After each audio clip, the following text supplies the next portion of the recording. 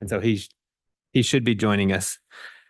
We will start our meeting tonight with invocation, thought, and pledge allegiance from Councilmember Severing. I will say an invocation. Heavenly Father, we are so grateful that we're able to be here this evening. We appreciate the liberties that we enjoy collectively as citizens and grateful to live in this beautiful place that we live in North Ogden. And we do appreciate so much the blessings that we enjoy. We're grateful for the citizens being here and for those in our city who contribute to make this a wonderful place to live. We ask for guidance and direction tonight, that decisions rendered would be for the best benefit of the citizens. And we pray for those who might, during this Christmas season and at all times, who might need thy strength and guidance and blessings to attend them. Again, express gratitude to thee for our many blessings, and we pray for this in the name of Jesus Christ. Amen. Amen. If you'll just follow me. I pledge allegiance to the flag of the United States of America and to the republic for which it stands, one nation under God, indivisible, with liberty and justice for all. Thank you. We'll move on to our consent agenda. Do we call for a conflict of interest? Does anyone have anything they'd like to disclose tonight relating to our agenda? All right, seeing none. Next item, appointment of a city council member to serve on the senior citizen board. And Mayor Berube notified me today that Councilmember Dalpaz has accepted that assignment. It's true. Okay, so do we need a nomination or can we just appoint? John, how does this work? So you would make the recommendation as the mayor pro tem and then the council would vote. All right, I'll make a vote. you'll make I that approve motion? that. Oh, you approve it? Okay. Well, my recommendation is that Councilmember Dalpaz serves on the senior citizen board. Is there a time frame or just until he's no longer needed? Till the end of your days. Yes. Perpetuity. And yeah, exactly. Okay. So we have our recommendation. All those in favor, please say aye. Aye. Aye. Did we get a second on the motion? Oh, I didn't know it needed a second since you said there's a recommendation. I Okay. second. Okay. Yep, we do. Councilmember Severing seconded. And you made a motion too. Yes, Can I just make a comment? absolutely. I've really enjoyed serving on the senior center board and I'll be really sad to no longer be associated there. I think JD was in that position before I was and did a great job and is anxious to return and do a great job. He'll do a great job. I've appreciated the time that I've spent there and you know, I've been taken a different direction, but I really appreciated the time I had to serve there. All right. So we've had a motion and we've all voted aye. Does anyone oppose it? We're kind of going backwards here, but that's okay. All right. Well, congratulations, Councilmember Dalpaz. All right, we'll open up our active agenda to public comments. Let's remember to come up to the microphone, state your name, whether you're a resident of North Ogden. And then let's try to keep our comments to 5 minutes or less. So the meeting's now yours.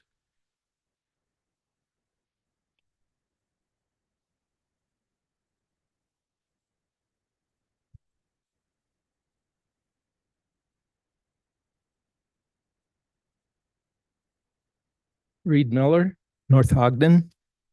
I just want to make a comment.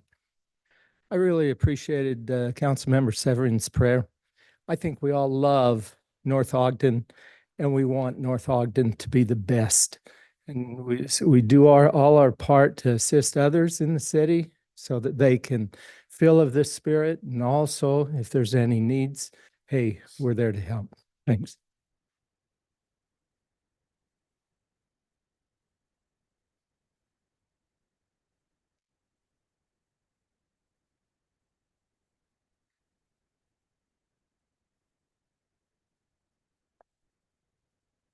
David Gordon, North Ogden. I'm wearing this because I had skin cancer surgery. This is to protect your eyes. I just wanted to make an announcement that my wife Kara and I are the Just Serve representatives for the North Ogden area. If the city needs any projects posted, or if they know of a need for a project to be fulfilled, they can contact us and we can help them put that on the website. So that's just a new I don't want to say it's a community action. If you're not familiar with that, let me know. But whereas projects used to be done by Eagle Scouts, this is now a new method for the city to get projects done. Thank you. Thank you.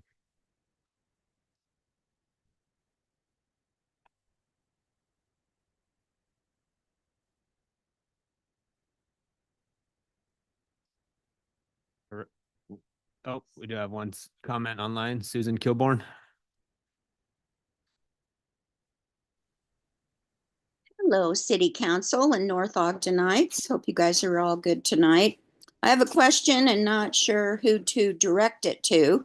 So if somebody could tell me, there are myself and 3 of my fellow North Ogden friends would like to pay it forward at this time to others in North Ogden who are in need. So we were thinking, instead of toys and gifts and whatnot, which so many things going on are doing that we all participate in, we were wondering if there are people in the city who have basic needs, like they can't pay their water bill, they can't pay their electric bill, or we want to reach out and help them with just basic comfort over the holidays. Do we have a contact person for that? So Dave Espinoza just said, pointed to himself for the city utilities. If you want to reach out to him. Okay, if he'll answer my calls, I will. Yes, Dave, that was a poke at you when I was trying to get a hold of you to fix our street. Ha ha. Okay, thank you, guys. Yep, thank you.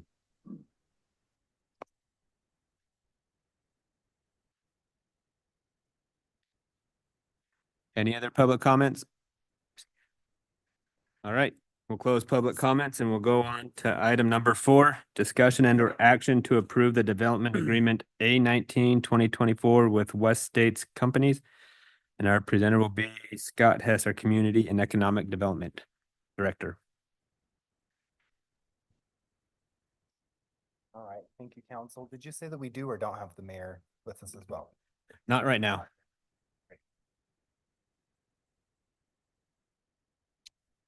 All right, so in the packet, what you have is a clean version of the development agreement. So I'm going to open up actually the track changes document just so that I can remind myself what we went through and what we talked about. We did meet last Tuesday, had a work session on this. Developer listened to the comments of the council, staff listened to those comments, and then worked together between Tuesday evening and Thursday at noon. So this is it's a quick turnaround essentially on this. So if there are questions, comments, please feel free to bring them up. Let us know. As the development agreement currently stands, this would be up to 315 residential units. Still, that number hasn't changed, on approximately 20.52 acres with integrated open space. And that 0.8 acres of integrated open space is part of the 20.52. So it depends on how you want to do the math. If you want to do pre or post giving over the public park on the density number, that does change the total density. Overall in the site at 315 units, it's 15.7 dwelling units an acre. It goes up slightly when you take out the public park and then you recalculate the density number. But given that this is all part of the legislative decision-making process of the annexation, I think it's worth considering how you want to do that math and pre or post. So if you want to do like the gross acreage versus the net. The other items from the discussion, we've got there shall be no more than 45% of the overall total number of units in the project being stacked flat apartment style units. I think one concern that was brought up, and we don't know what West States would do with this, but we want to make sure we're controlling 350 units and it doesn't all turn into garden apartments, doesn't all turn into large scale 3-story apartments. So this would control that percentage number to be really in line with the current numbers that they have of townhomes that are 2-story versus the 3-story garden apartments, giving them just a little bit of wiggle room on those numbers either way. So it's not like 150 and 165. It could be, 142 and, the other side of that math equation. The way the development is currently read is that the ownership item would be related just to the 55% of the overall units that are townhomes. So if you take 55% of 315. Hold on, I'm actually gonna do the math really quick. So that'd be 173 units would be townhomes out of the 315 total. 27% of those would need to be owner occupied for the first 5 years of ownership. That doesn't quite get to 20% of the total project when you add in the garden apartments versus the townhomes, but it's slightly higher when you look at the for sale product versus the rental product that is more like in the townhomes specifically. So there's the 27% there. And then the owner occupied units would be concentrated up in the northwest portion of the property near 150 East as a way to help, not have too many hands from this part of the process in guiding their site plan development, but give some assurance to those neighbors that their 2-story homes and single family homes along 150 East would have similar 2-story townhomes abutting near them. So they don't have a garden apartment right next to them, with the nearest 3-story unit being 200 feet away at the nearest point. So that would be another kind of control in the site plan, but no other recommended controls in the development agreement about where those garden apartments are related in relation to 150 East, 300 East, or out to Washington Boulevard. Given the history that we have with large projects in this city, and I don't think that we're alone in this as North Ogden, there's a timing of the amenities that's been written in. So the amenities, which would be the clubhouses, swimming pools, any on-site developments, are pieces that are related to the rental product and the for sale product, that the amenities would be completed no later than 30 months after 25% of the units are certified for occupancy in a phase or an area served by those amenities. So the longest an owner of one of those townhomes would expect to wait for a clubhouse amenity, a swimming pool amenity, would be 30 months. Instead of, we've got several years under our belt on some of our larger projects where project might have stalled out for financing and then we never see those amenities constructed. Distance between buildings is largely controlled by Title 11, but we've got some verbiage in here. So minimum distance between main buildings in the development shall be 15 feet for single-story buildings, 20 feet for 2-story buildings, and 25 feet for 2.5-story buildings. That actually does follow our standard code in the PUD and attached dwelling units code. But there is a provision in here that the buildings around the perimeter, setbacks along the perimeter property line and public roads shall be a minimum of 15 feet for the project. For buildings that are 2 stories or less, buildings taller than 2 stories shall have a minimum setback from the perimeter of 20 feet. And this is a little bit of a difference than the way the code is currently written. So we have some of our older multifamily projects. The rear setback distance from the property line had to meet the neighboring zone's front setback. So in some cases, you've got townhomes whose rear yard setback is 30 feet because that's the front yard setback of the adjoining residential zone. In this case, you don't have any directly, I guess it depends on what you consider adjoining. All of the other single family zones are across the street, like a 60-foot right of way away. So there's not a property owner to property owner property line that really touches, I think. They're just one house. Thank you, Councilmember Watson.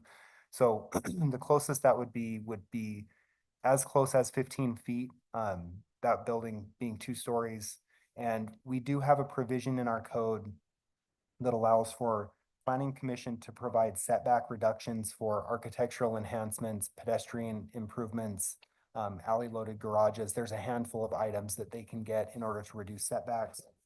And we have used this in similar projects. So one being Century Farms, part of the trade-off with the open space and the funding that came from that developer to the city was for reduced setbacks in some of those projects, or some of the perimeter of that project down to 15 feet. We talked about the 200 feet. Councilmember Pulver, I did correct the planning and zoning director to community and development director because that's, what my door says when I want. Okay. The parking ratios are evaluated and shown on the site plan for each area of the project. And overall, the project is parked at just over 2.5 stalls per unit, which is what our code requires. But again, it depends on how you do the math on the project, because they're actually parking their 1-bedroom units at 1.5 stalls, 2-bedroom units at 2 stalls, and 3-bedroom units at 2.5 stalls. I'm not an expert in this particular spot. I tend to kind of let the market dictate a little bit, but overall, the whole site has roughly 2.6 parking stalls per unit. So there are guest parking stalls available and surface parking on there. 150 East and 300 East are public streets. They're 60-foot right-of-ways. There's perimeter fencing. There were no changes on. And that is the majority of the individual comments that came out of what we discussed. So I'm happy to go through anything else in the development agreement. I think John's got it pulled up with the redlined version. So if there are questions or comments, we can, if they're simple, kind of happy to edit those here, but being that this isn't a work session, we're kind of proposing this as this is the negotiation up to this point, essentially. We do have West State's Travis Taylor here to represent the project. Can I ask a question? Thank you for all of your work in a matter of a couple of days. Everyone, staff who did that was a lot. I just was curious if you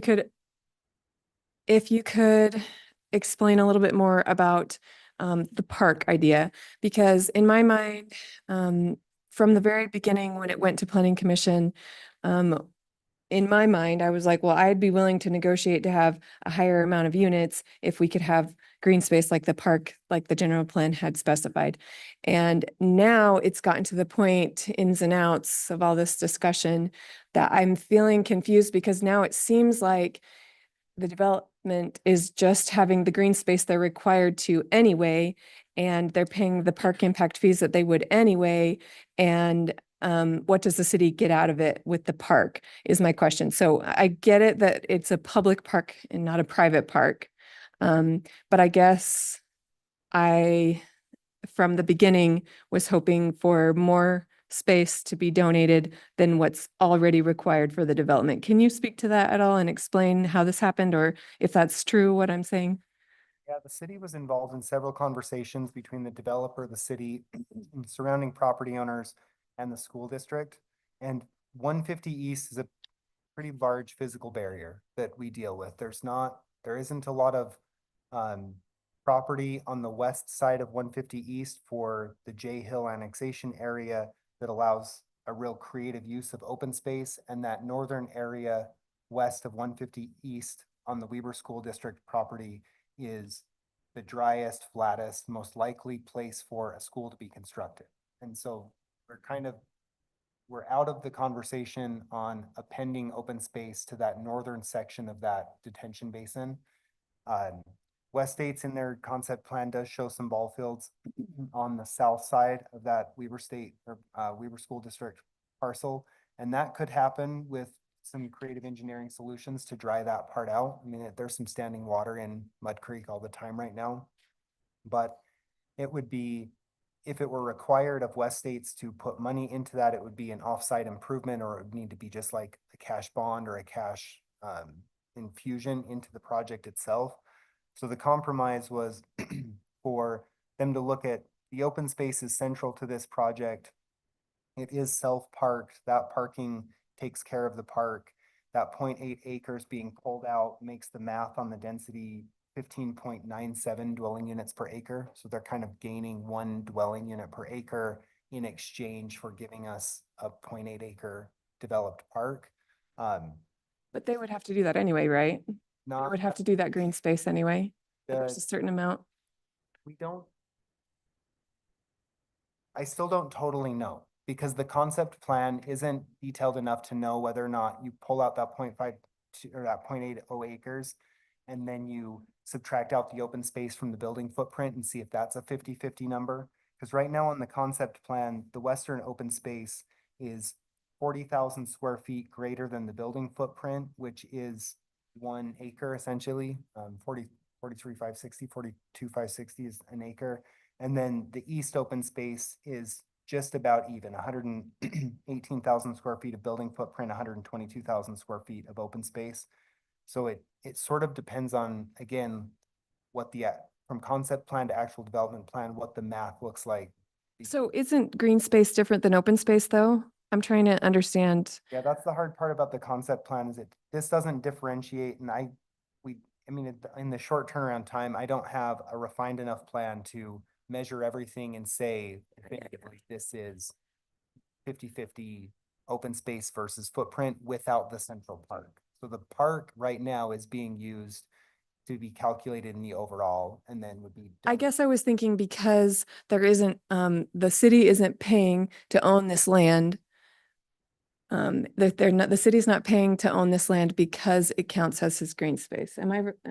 Yeah, Want to help me we, here? we wouldn't pay the underlying land cost, but we would allow the cost, I believe this is a kind of a John question to make sure that I say this right since he's our city attorney, but we would allow reimbursement of impact fees that would equal the cost of the improvements to the ground, which would be sprinkler system, grass, grading, the parking lot, pickleball courts. I think the idea originally proposed here of a splash pad had pulled out the restroom cost. So, you know, call that collective cost, whatever it is, $250,000, $400,000 would come off the top of the total impact fees they would pay for park space across 315 units developed. But they some would of- have to pay those park impact fees anyway. Yeah, Councilmember Watson, they need the ground for density. Versus we're not sure on the open space. It's close.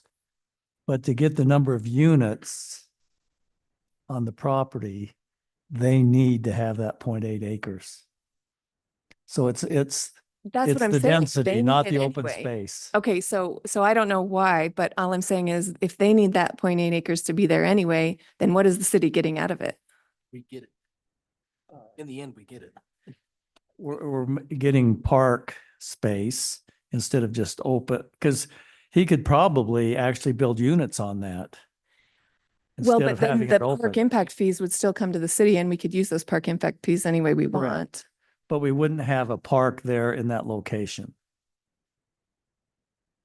Because instead of giving the 8 acres for a park, he could say, hey, I'm just going to keep it and then I can meet my density and I'll just build on it. But right? doesn't he have green space requirements? Well, that's the unknown at this point Yeah, in time. right now, it's difficult. The concept plan isn't detailed enough for us to say definitively you have building footprint for footprint or square foot per square foot for building footprint to open space. And there's this 40,000 square foot number on the west side that looks like they have 40,000 square feet of additional open space We would have gotten park impact. allocated than they need, which is essentially that 0.8 acre park. So it's possible they would be able to pull that out and make it something different. Thank It's a you. good question, but the major trade-off you're looking at is one dwelling unit per acre, essentially over the whole project in density increase, going to just under 16 dwelling units per acre from 15 as the max in R4. And the city and the surrounding neighbors gets a publicly dedicated park instead of what could be a private park that Or would be detention pond. potentially policed by that homeowners association or management group to keep any of the surrounding neighborhood. Well, neighbors Scott, safe. I'm confused a little bit myself because he needs that ground to meet the density, but what we're saying is that we're gonna let you be denser on the ground you do have Yeah, right. if you give us this piece of ground. Otherwise, he could just spread that out. Now, it's still unknown if he meets the green space, but he could just spread out the development Yeah. and build on that 0.8 acres. Exactly. Yeah, you're right. So what we're doing here is we're getting 0.8 acres of park that he could most likely just build on. But we're letting him have more density on the existing ground so that we have this 8 acres for a park, 8.8 acres for a park. No, you're right. 8 acres for a park. 0.8 acres. I'll take it. 0.8 acres. But that's what we're getting, is we're giving him more density on the ground he's building on so that we have this 0.8 acres that becomes an available park. it's a little bit confusing, but the answer, you know, we kept saying is, does he need that for green space? And then we got off that because we said, well, you need it for density. So we said, the city, you know, he's got to contribute that land versus the city paying for it. I know it's a little confusing, but otherwise we wouldn't have a 0.8 acre park in that area of the city. What?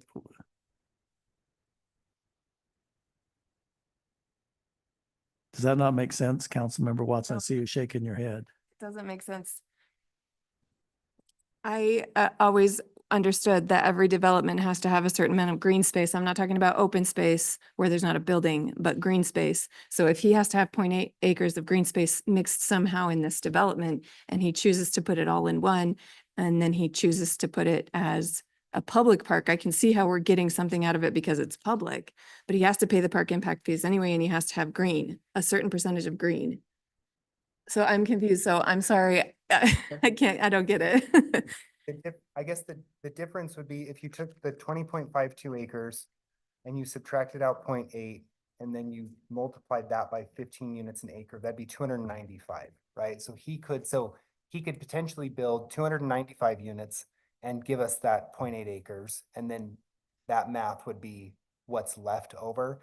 But we would have to pay for the ground in the middle because the developer hasn't gained anything from it. So the exchange is 20 units essentially, or 19.2 units that the city's saying we're willing to accept another 20 doors in this particular area for your density, but you're going to transfer that density off of this central 0.8 acres because you're going to dedicate that back to us publicly. Okay. And to the mayor's point, their other option in a standard R4 annexation with no development agreement would be that 0.8 acres is ours, and we could just stick our units on it, and then you're at 20.52 acres times 15, you're 307 units, and the city has gained nothing from a public open space standpoint. They just get to build on it. But again, and the reason that it's been hard for me on the map, John, is if you scroll down just a little bit to the numbers on the page, the overall areas that we're dealing with are 10.9 acres and 9.6 acres, which are 475,000 square feet and 418,000 square feet respectively. And then the building footprints versus the open space are in the 100,000 numbers. So we're not just looking at area that is not occupied by a building. There has been a calculation done here of improved green space versus building footprint, not inclusive of the parking lots. But what's hard is our code has like, what's hardscape? You can utilize some hardscape as open space, but not everything. And this right now, I think, is pretty simplistic in saying anything that's not a road or a parking lot is considered open space. And we might be a little bit more discerning on that on the planning commission view of saying if it's not a utilizable area or you've paved a significant portion of it, we may or may not constitute that as, you know, square foot per square foot for green space. So that's where it's hard when you move from a concept plan to an actual true site plan, and then we'd sit down and measure all of that individually. But I just wanted to clarify that it isn't like building footprint and then everything else is being calculated as open. It really is building footprint, grass, walkways, and areas, and then that's separate from the calculation of parking and streets, which is its own like uncounted as open space number. So the way I talk about green space is the way you talk about open space. Yeah, sorry. Got it. Yeah, thank you. Good Thank you. clarification. Thank you. I will say it right now. No, Open that's, space. you were likely saying it right. Councilmember Watson, you're right. He would be paying the impact fees one way or the other. But we would then have to buy the ground somewhere. In essence, 0.8 acres is probably $120,000. I don't know what he paid for the ground, but approximately that. That the city is getting for the park, green space, whatever. So those are the two things that Okay. is Thank the you. exchange. Yeah, thank you for. Sorry, I explaining. didn't explain that very well. I get it. Thank you.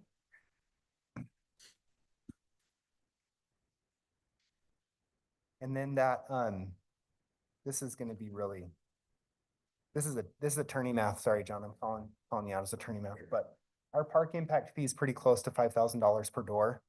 So if we increase the density slightly, that 20 units, the city is netting $100,000. So there's a bit of an offset in the density increase might not pay for 100% of the quote reimbursement on the park that we're getting, but it's going to get real close. So we won't lose as much as we feel like we're losing, as if we were to say, no, just dedicate us, or we'll spend the money and buy an acre or 0.8 acres out of the middle of your development.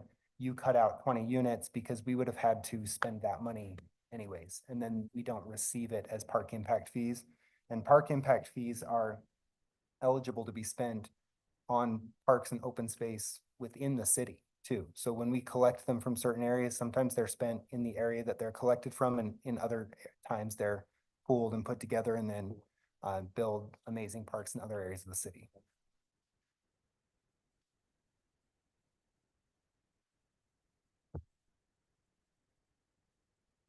I just have a quick question. Councilmember Dowpens?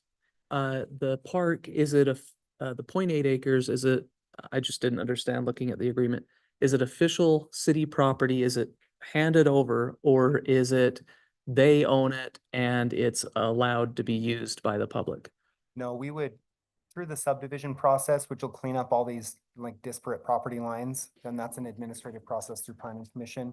We would dedicate that to the city, and then there would be an escrow agreement. They would improve it and then turn it over at the completion of the improvements. Okay. One thing that came to my mind is when the next development comes into the south of it, it would potentially combine perfectly with that park, you know, so if there's another portion from another developer that comes in, you know, they could do a 0.8 and we could have a 1.6 acre park that meshes together. That's just a thought. And that's definitely possible. One thing to think about, and this is the power of the legislative decision-making versus the administrative decision-making, is that the property owner to the south has already been annexed and applied a zone. So unless they have a need for something that this body can do, reduce setbacks, increased density, reduced open space, change parking requirements, change height, like something that would be pursuant to a development agreement, there's nothing that will require it. And I think that they're a friendly developer. They're good partner with the city. So I think they can consider it. But it's like a really good possibility, but not an obligation. So just think about that as the southern property develops. Scott, and what we're giving up here is increased density, as you mentioned, basically the 1 unit per acre and some setbacks. Those are the two things we're exchanging basically for. And the heights. The heights actually work. So you can exceed 35 feet in the R4 zone, but it has to be that the majority of the project, 51% of the project, has to be 35 feet or less. So again, I don't have architectural drawings of these 5, like the 36 plex units and the 24 plex units and their total heights. We have an idea of their total height. But we would do a rooftop analysis where we measure all of the lengths of all of the 2-story rooftops and then use an averaging to figure out and make sure that we haven't exceeded it. But there is a pathway in code right now that allows in R4 you to exceed 35 feet as long as the majority of your project is at 35 feet. So can I ask on that, how did Village at Prominence Point not be able to go above 40 feet then? They were bound by a different zone, the master planned community zone, and it was almost entirely development agreement based. So they have a different sandbox to play in. Which is one reason we're not suggesting that this be annexed into the MPC zone. It'll be easier to administer with this. This is a not terribly complicated development agreement with some specifics that would be called out. And so this would be just administered almost like a standard R4 project. Thank you.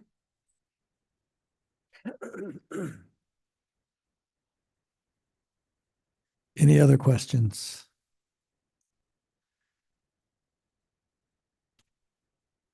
I apologize for coming in late. My only grandson had a little birthday party, so I thought I'd better show up. What other questions, council?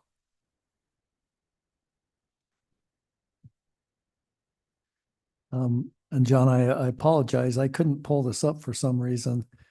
So I didn't get to see the language on the amenities. We were talking about what language did we come back with on that? So it is in, Plus, I can't get my screen up here. So They don't want us to see. yeah, so I'm kind It's of. in item number 7, Mayor, and it says, the amenities shall be completed no later than 30 months after 25% of the units are certified for occupancy in the phase or area served by those amenities. So the longest someone would have to wait would be after 25% of the project is constructed. The longest year- someone would have to wait would. 2.5 years. 2.5 years. And how'd we come up with 30 months? That seems excessive to me. You, I'm not gonna say you, the collective at the work session, because I don't remember who said it, but it was figure out what the timing is for what the completion of like your standard amenities, like clubhouse building, or the timing of the build out of the project, I think. And they timed it backwards to that. So 30 months was kind of like similar to what they figure the build out of the project would be, so that the end date would be the same either way. So whether it's they get to 60% of the residential dwelling units, they're thinking that you'll hit 25% and it'll take about 30 months to get from 25% to 60% of residential dwelling units on the project. So that would mean if they halted all construction on residential units, the clubhouse would still end up being done at the same time, which is timed with when they think 60% occupancy would happen. But I don't think we came up with the 60%. The 60% was what was originally in there, in item 7. So Yeah, but I don't think we came up with that Oh, number. I don't remember who proposed that one, John. I came from Travis.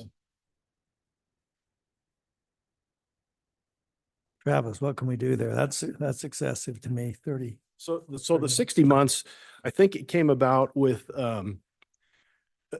there was suggested that there were issues in other developments and there was a need for a cap. So that was try number 1.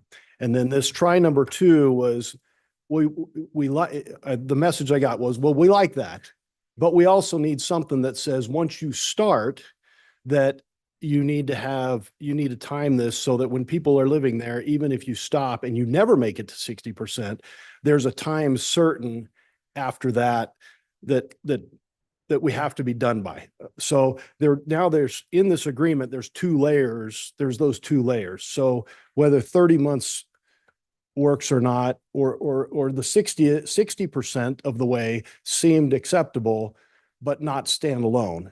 It was acceptable, but as long as we had this time certain that it would be done. So if 30 months is unacceptable, then I guess we'd be open to what you feel like would be acceptable. I'm just thinking if I'm a resident and, I'm in the first building, I could be waiting longer than 2.5 years because I'm in there. And, you might be that, the people that are living there most of them have young kids. They need something to do. And I'm thinking they're in there waiting minimum 2.5 years, and it could be longer. Just seems, but that's council. We're open to input there. So, normally we try to pace these things out. There's only so fast that people are going to move in. Right. And so the reality is if you build this thing and say we build 3 buildings and then we have to fill up the first building and then it takes a while and we fill up the second building, we're still paying all of the interest on all of the money that it took to build those buildings. So we try to pace it out and get a feel for how fast it's going to be absorbed into the market. So, but with respect to that 30 months, I guess I'm open to what seems reasonable to the council. Reasonable, hopefully. 24. It's better than 30. 24 was the number I was gonna say, but I don't know how to gauge. I'm just trying to think, I hate that all we do is compare the other development, but if you were to compare the other one, I don't know how many months we're at there, but it seems like that is ahead of where they are. At least from what I could guess. It's, Yeah, I mean, you want to start doing comparisons. The development my son's in up in Brigham is, they've already have some and he just moved in May. So, I mean, it really, like you said, it depends on how fast the units go in. And so I think basing it on a percentage and then having a cap, I think either way, after 2 years, you have to have it in. If he's waiting 2 years to get up to 60, he's in trouble, in my opinion, but. yes. We're okay with 24. I mean, it's kind of all theoretical at this point because we haven't built it. We don't know how fast people are going to move in and it's our intent always to get that in sooner rather than later because it's what draws people in there. So Exactly. And in today's market, that's the name of the game, right? there's competition. There's a lot of The reality. competition. What do you want to do, council? It's Councilmember Barker. I'm actually okay with the 30 months. And my reasoning is how long does it take to build a clubhouse? Those that witnessed the one that got built across the street at the Village of Providence Point, it's usually about a year. Am I correct on that? Maybe a little less? It should be less than a year. The only hang up is the pool but that's addressed in here for weather. So, But if it's supposed to be done 30 months after, basically what we're saying is a year and a half after the 25%, you're starting the clubhouse. Yeah. So I'm just in my construction math, that seems reasonable to me, but I'm okay with the 24 months. I mean, it's 6 months, but you're right. We're planning far enough ahead of that we're trying to make it work. So.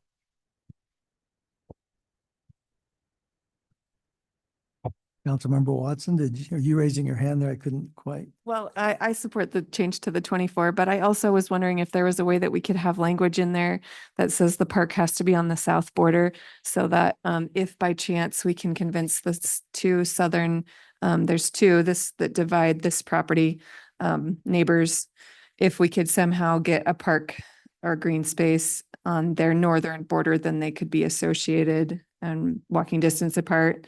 I feel like that's what he's going to do anyway, but can we get that in the language on the south border somewhere? Yeah, I don't have an issue with that. Yeah. John, what else do you need so we can move forward? The one thing there was some discussion and some language proposed by the developer related to that, what we're just talking about. So I spelled that wrong. So this is the language Councilman Watson just talked about on the southern border. Oh, it's there. Thank you. I just added it. Oh. And then this language was also proposed by the developer to really make it clear. It's essentially what was proposed before. I'll zoom in so you can see it a little easier. But it's just making it clear that if that property, that 0.8 acres is used for open space or the density, then the ground comes to the city for free. And this is the language that Travis had proposed to us last Thursday. Yeah, this is, so this was addressing what the mayor brought up in that meeting, which basically says there's two triggers that would cause us to not be reimbursed. One is if we use it for density calculation, and the other is if we used it for our open space calculation. So can I ask a question on that? If we leave the wording as this is written here and he chooses to have less than 290 units, then that means the park doesn't happen? I'm not, I'm comfortable with that. I'm uncomfortable with it. What else do you need, John? I mean, that was the item I had. Do we have language that anyone would suggest to make it a little more comfortable on that? You could set a minimum, like a minimum. So that's in item number 7. Additionally, developer has agreed to construct and publicly dedicate an area within developer's property containing pickleball courts and the tot lot or other amenities. You could say has agreed to construct and publicly dedicate an area no less than 0.8 acres or something like that, so that it just ties the concept plan to the development agreement. I would advocate for that, but if I'm the only one, I mean, I don't know. that would be the place to put it if there were some. Can I speak? So the calculations are right now that with the 20.5 acres at 15 units, the acre would be 307 units. And what I've shown in the concept, and it truly is just a concept, because we got a lot of issues to deal with to get it to something else. That shows 311 units. And the development agreement shows 315. So there's actually the distance between what would strictly be allowed in the R4 and the maximum allowed in here is 8 units. When we were first talked to at the Planning Commission about the open space, park space, it was go see what you can come up with. Basically, we were sent on a mission, a fact-finding mission. So that's when we met with the school and the city and talked about the pond and possible uses there. We were looking at the amount of park impact fees that are going to be generated in the area, roughly $1.5 million out of our project and another $1 million out of the project to the north and the project to the south. So about $2.5 million generated out of here. The south end of the park is going to be a detention pond for, I mean, unless something dramatically changes, which is not expected by the city staff, then there'd be some improvements in there. And I don't know what that would cost, but say it's the better part of $1 million, but that would allow a lot of programmable park space, 2 full-size fields that are divisible into 6 kids kind of soccer fields. That's the area that, I mean, the area that we're talking about. So as we look through this, I guess this 0.8 acres kind of came out of nowhere for me. I kind of just made it up. I thought, well, this would be kind of cool, you know? So I guess I don't want to be hit over the head with it because I was thinking that this would be kind of cool. And what I was thinking is after laying out the school and the recreation area to the west of the school that the school provided and said, this is the area that would typically go with the school and the parking that would go with that school. What's left really is the pond. And that's not the kind of place, that is a great place to put fields. I mean, they're just done everywhere. People can argue with that, but I mean, it's just not a bad use of the space. But what it doesn't allow is it doesn't allow things like restrooms, you know, things that you can't flood every once in a while. So that's kind of what got me thinking, well, you've expressed a need and a desire and in the master plan to have this space. It's kind of been defined early on as programmable space, but there's also the ability to do a little more here. So that's kind of where I came up with this idea in the middle there on the public street of having this additional park space, because there is going to be a significant amount of money. And I guess stingily, I'd like to see it spent somewhere you know, close to our development, but I do think there's a great opportunity. I liked your point about putting it on the south end, because then even if the development to the south isn't obligated through some process like this to do it, the city still has the opportunity to negotiate that as they go through their approval process. So, so what we're really talking about is an 8-unit differential between 307 and 315.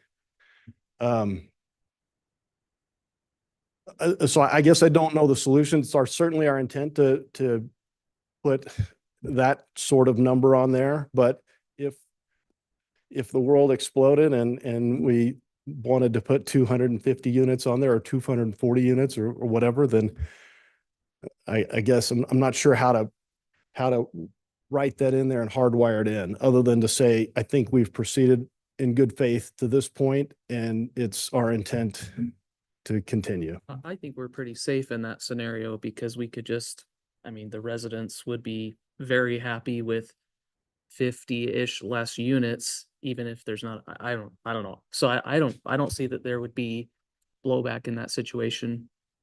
Just my opinion. So I have a question, just curiosity. Without the amended setbacks How many units could you build on there? Without the setbacks? 'Cause I don't think we should forget the fact that you're probably able to put more units on there because we've reduced the setbacks. I think what I don't know that it changes the overall density. It would allow us to go with a little higher concentration of townhomes rather than stacked units to where we can kind of spread them out just a little bit. So I don't know that that changes the overall total number of units in there, but it affects the type and the mix. Okay, what else? John, anything else? Council, anything else you need to clarify? So did Councilmember we Culver? put 24 in there? Yes. Okay. That's what I was gonna ask. Thank you. Okay, if there's nothing else you need, John, and there's no other questions for the council, I think we're on item number 4 here, which would be discussion on action to approve the development agreement known as A 19-2024 with West States Company. Do we have such a motion? Councilmember Barker? I'll make a motion that we approve agreement A 19-2024 with West States Companies as presented with the, do I need to state the 24-month amendment Maybe with amendments. with as amendment discussed or as discussed tonight? Thank you for that motion, Councilmember Barker. Do we have a second? Second. Second by Councilmember Dowpaz. Is there any further questions or discussions? Councilmember Watson? I'm going to vote no because I want the park to be guaranteed. That's in the general plan. And if it's not guaranteed, even if he has less than 290, I'm sorry, but I'm voting no. Just wanted to let you know why. Okay. Council, any further discussion on that item? Councilmember Barker? Just as we got brought up tonight, during subdivision, you're gonna deed this land over to the city, the parkland. So it is gonna be there. It'll be there off of site plan, like to do the subdivision, like subdivision site plan, it will be there. It will, but the development agreement just says land to be dedicated. So that could be half an acre. Yep. It could be a quarter. I mean, it could be less than the 0.8 acres that's shown in the concept plan, but the development agreement does require some amount of dedicated public space to the city to include a tot lot, parking, pickleball courts. So it will sort of like self-determine a minimum size that can be, and that will get collected during the subdivision process, but there's not a 0.8 minimum number isn't on it. written in there. Okay, when he was speaking, it sounded like he was saying if for some reason he could only get 240 units, then he would be out of that obligation, but that makes sense. Thank you. Yeah, I mean, as it's written, the way that I would administer this development agreement is if the project were to come in as a site plan and there is no publicly dedicated area, I would say you haven't met this item of the development agreement. Where's your publicly dedicated open space? I guess that's a good question, though. Do we need to put 0.8 acres in there? I vote yes. I mean, I'm just asking if, I mean, this is just the one caveat, and I don't know that this would happen, but say you put 0.8 acres in and they actually wanted to give you like 1.2. And the reason they wanted to was because Okay. they wanted to reduce their landscaping and easy, just put no less than 0.8 acres. But it's, I think if we put land, I think Scott's right. It does have that language in there that we are obligated to provide enough to cover these things, the parking, the restroom, whatever it is in there.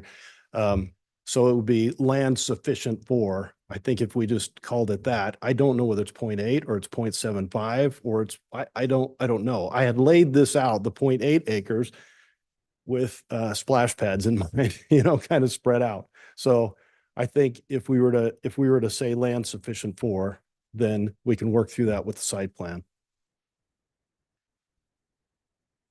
John, I'm typing that in and just we do have a checking my motion on the table, though. Do you want to punctuation. recall that? I want to see what he has to say. Okay. So I'm just reading this first sentence. Additionally, developers agreed to construct and publicly dedicate an area within developer's property on the southern border. On the southern border, so there's probably a comma that's due here. Land sufficient for, I'm going to say take out containing and just do pickleball courts, tot lot and other amenities. I will amend my motion to John's verbiage. And I'm gonna include parking in here just because that's not listed.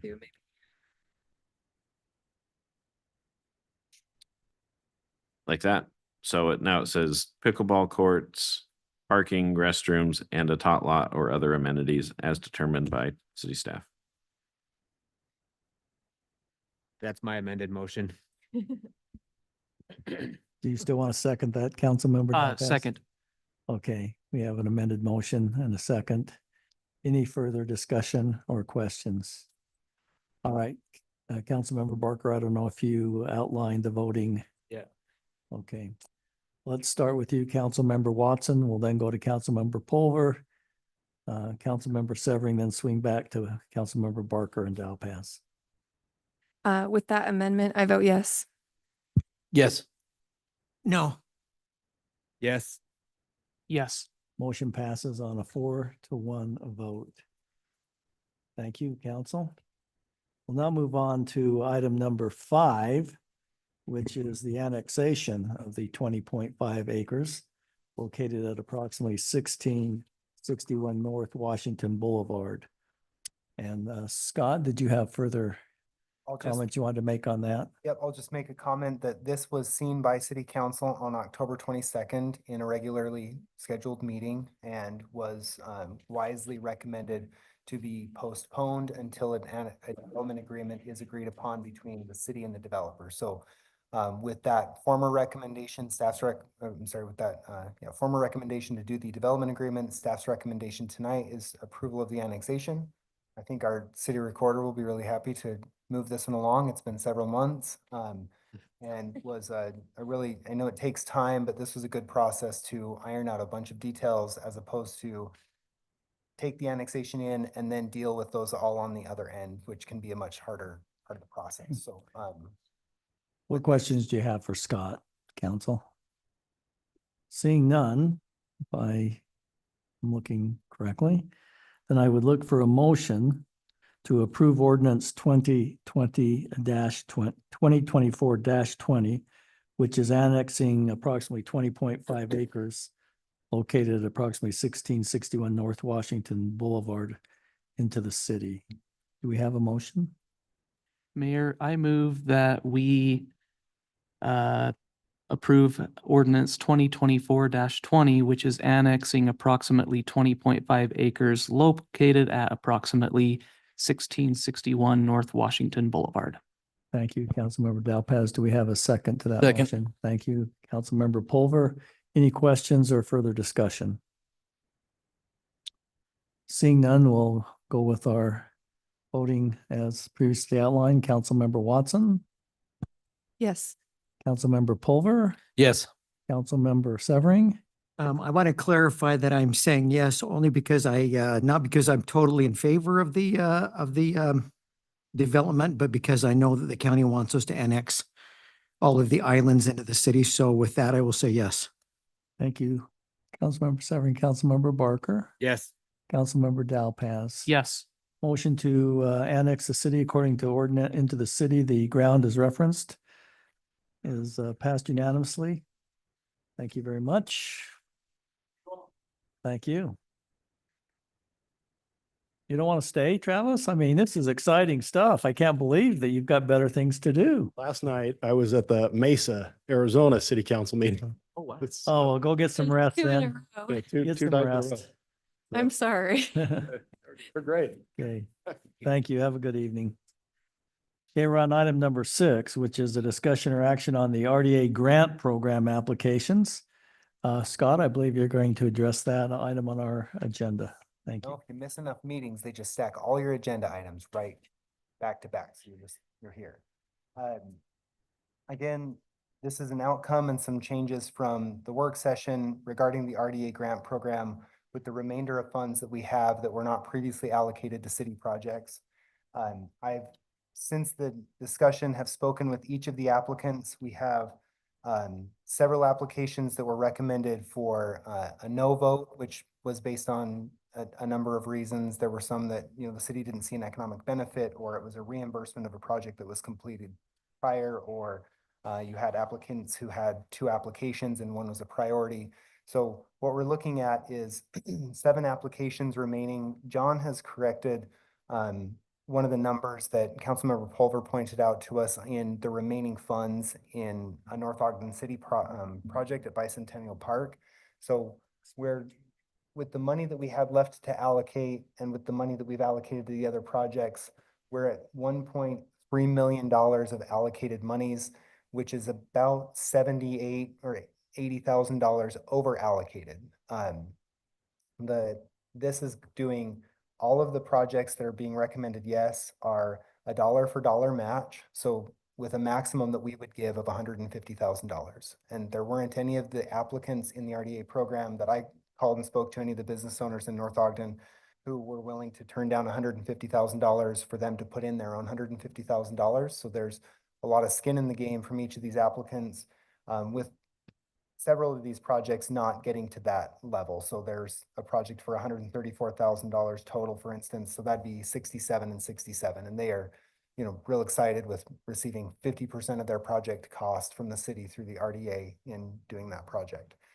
So each of these projects were scalable. They were all told to city staff to be still viable if they were given the dollar for dollar match at these amounts. And with $1.3 million and not knowing construction costs for several of these individual projects, the $80,000 over is, I don't want to say it's insignificant, but it's a little bit of a rounding error when you're talking like $1.5 million of allocation. So that would be, in some ways, the projects would probably go up and down once you get refined bids and what we would actually give out. And that includes our own city projects, the swimming pool, Bicentennial Park, and other improvements that we're recommended making. So with that, this is the list that's currently recommended from staff. Councilmember Puller? So I guess the one question is on item 8, where they talk about bicentennial bid tabulation sheet. It's got 203. And so I guess the question is that include the 300 as well?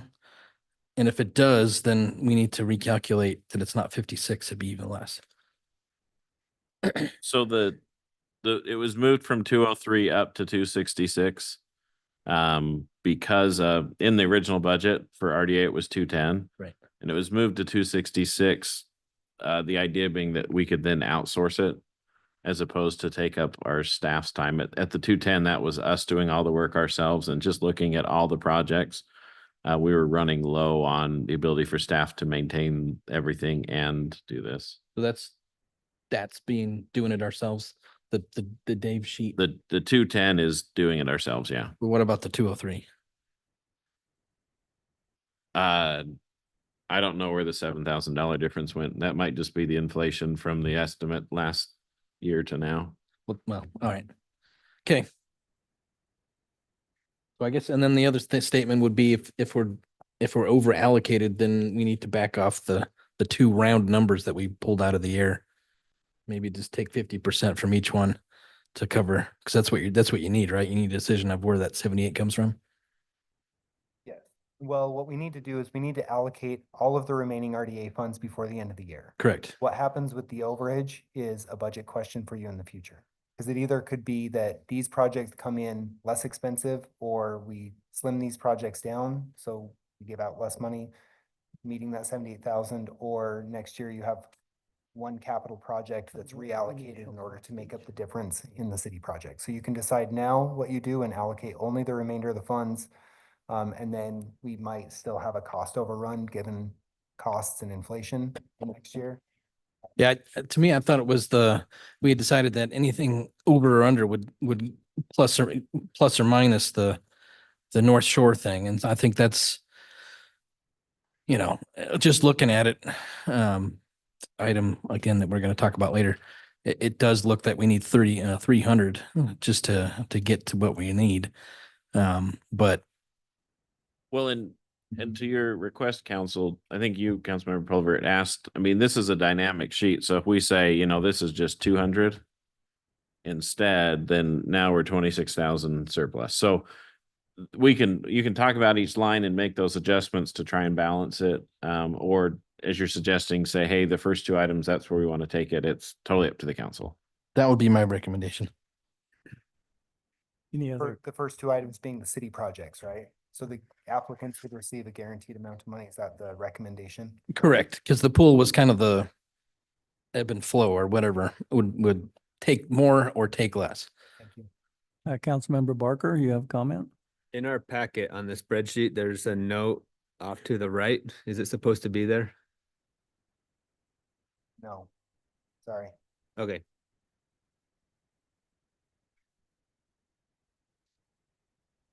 There was If it's on not supposed to, on then we don't- item number yeah. 4. Yeah. Yeah, sorry about that.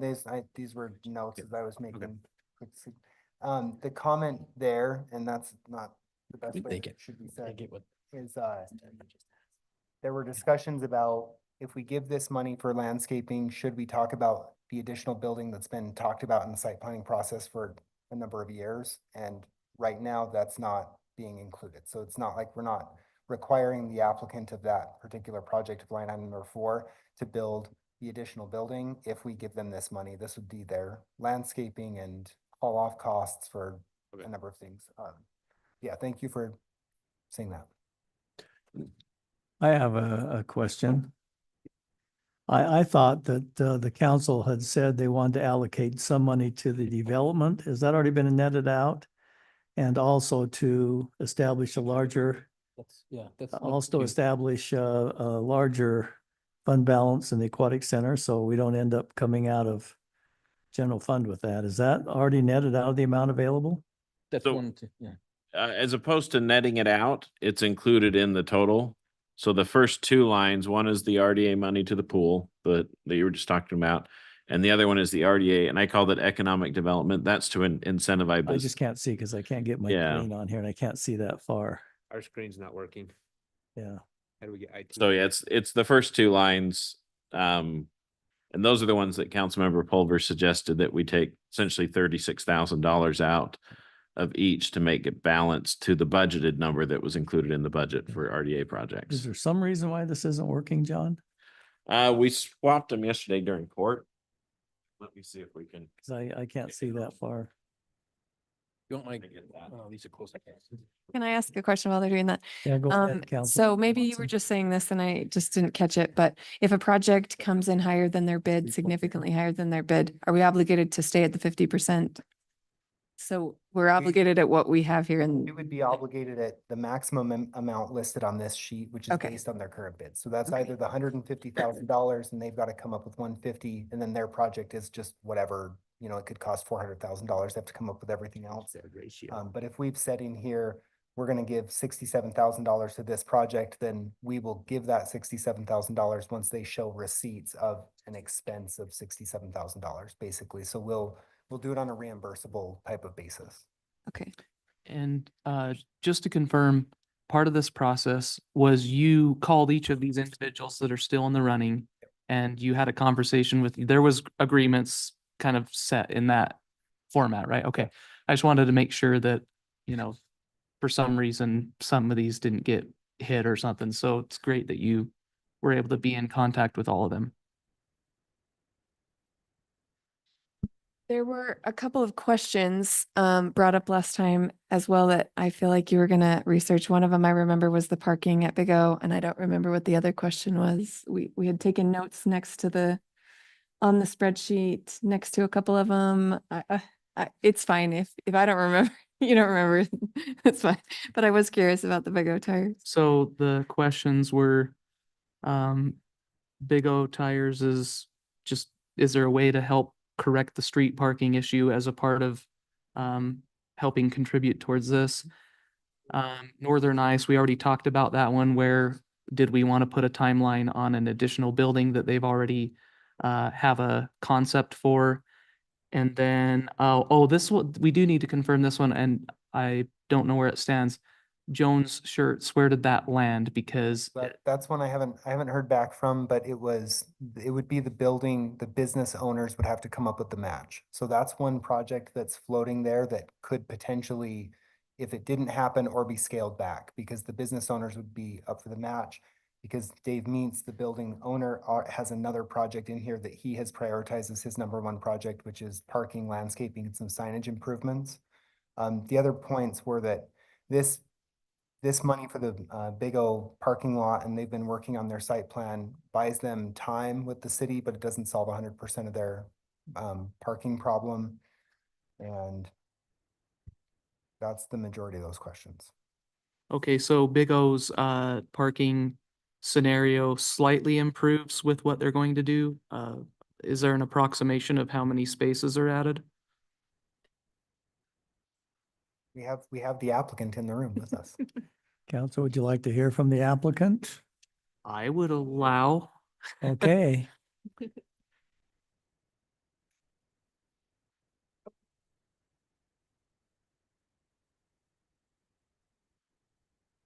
So a lot of this on the project is actually, it's gonna widen our parking lot and make it more accessible. Is it actually adding more stalls? Maybe 5 stalls. Okay, one of my questions, and I don't understand, I keep on getting this in the council meetings that, well, if we give you this, then we're gonna take away the on-street parking. The on-street parking was only an issue and was only where we had to get it changed was for when it was snowing. Otherwise, there is no restriction on on-street parking. Okay, so I don't understand what the issue is with the on-street parking. Basically, if it were to something to where I have to do a concession to give up on-street parking to get something for my business, then everybody in North Ogden has to make that concession too. If you're going to do it to where we cannot park out on the street, then that has to be a full ordinance for everywhere in North Ogden City, to where nobody can park on the street in North Ogden City. So I don't understand where that keeps on getting thrown back into it, because it's not an issue other than when it snows. When it snows was when it got changed, and that's 5 to 10 days out of the year. It's just the stickler me. I don't think anyone else was strongly worried about it. I that's my impression. There's no So obligation. if you're making improvements to where you add 5 parking spots, it's an improvement, and it will improve that situation on a winter snow day. Yeah. So So that's the thing, is on the winter snow days, and that's where I thought that the wording was off when we did the ordinance change on the winter parking, was I said flat out, I was like, there needs to be more clarity in there. When it was put in, I said, it has to be something, there has to be something that stipulates if it doesn't, as long as it doesn't impede removal of snow. There should have been something put in on that, but there's not. I'm a conscientious business owner, so I'm going to make sure that if there's snow that's sticking to the ground, I'm going to move my guys off the street. it's a whole other can of worms. Yeah. Don't worry about it. My main objective was, is your parking lot being improved, and does it have additional capacity? Yeah. Help So relieve some of the issues. the biggest problem that we have is right now we have water issues, and we have to dig up our parking lot regardless to get rid of water issues.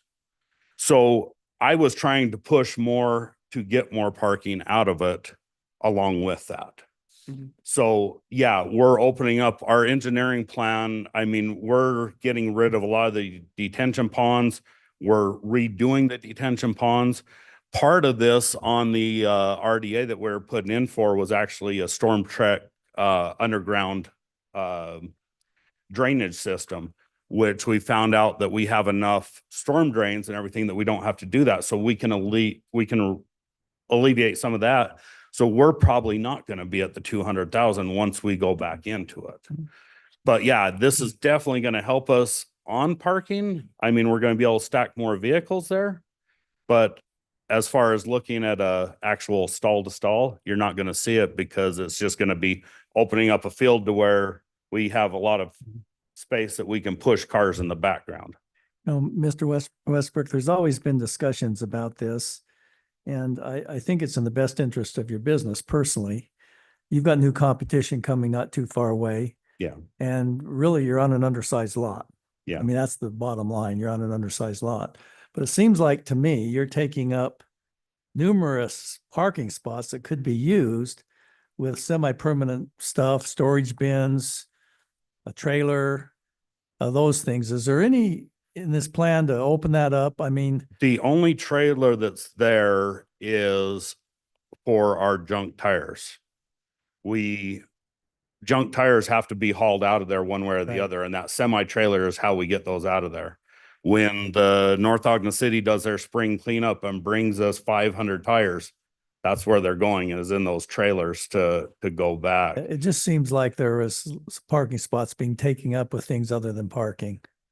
There's not, we don't have anything. We had a travel trailer there. It's no longer there. There's nothing else. The two Connexes that are out back that are for storage, we couldn't use that for parking anyways, because that would put us further back than what we can be. We have to be 10 feet away from the property line on that back side because of the housing. So we wouldn't be able to use where that Connex is. So yeah, there's really nothing more that we can do other than getting rid of the semi-trailer, which the semi-trailer, we wouldn't have anything to do with to get rid of the tires that are being taken off.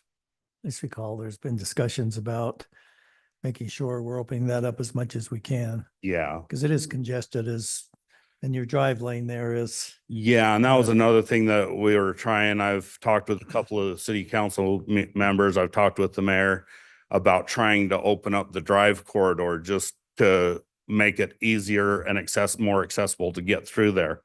If we're able to push, and I mean, this is going to be something that we're going to have to play with, but in the plan, we're going to push that parking to the north because that's actually already approved. In that part, we could actually double stack some vehicles there and get a little bit more parking there. But going out towards Washington, we have a drive corridor that's so narrow that it just chokes down trying to get things through there. If we could open that up, that was in my proposal on our site plan, is to open that up. But our actual property line on Washington comes back 14 feet from the inside of the curb. So our property line is 26 feet from the road, but we have 16 feet back past that's grass. That if we can cut into that at all, I mean, I know the minimum is 20, we're at 16, so we're already under that 20. But I mean, if we can cut into that at all, even if we got 8 feet to open that up so that we can get more flow through there. Probably an issue we should address separately. Okay, sorry. From this. John. I would, counsel, just as a note, approving these projects, I know that Jason just said, well, maybe we don't need the whole amount of money. I think it's good to not then say, oh, well, let's reduce a little bit, because there may be some things during the site plan process that'll come up as needing to be fixed that could just be included in this. It's important to note that the approval of the money doesn't approve the project, that requires other approvals. So, like when Lock It Up goes and does their fencing and things, they still have to go through the full site plan process and get their approvals. And in fact, almost every project on this still has to do that. So there's still some hurdles that some individuals might face. So. And John, just to clarify, this is a reimbursement program, right? Correct. They'll spend the money, we'll reimburse them. Yes. And so it'll probably be 50-50, we'll reimburse, or they're going to have to spend their money first. We haven't talked about that, but in theory, we probably might say, once you hit certain levels, we'll do reimbursement, and but they need to give us receipts and show that they're spending it on the stuff that was approved. What other questions do you have, Mr. Westbrook, while he's here? Any? I'm satisfied. Thank you. Thank Thanks you, for guys. stating that. We're glad you're satisfied, Councilmember Delphas.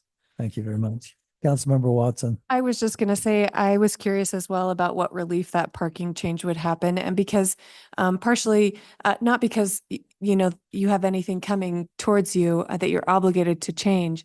But just because in this process, we had a whole rubric that we were trying to figure out which of these grant applications would benefit the whole community. And so that seems like a high benefit if I agree. I was curious to know how the parking was improved.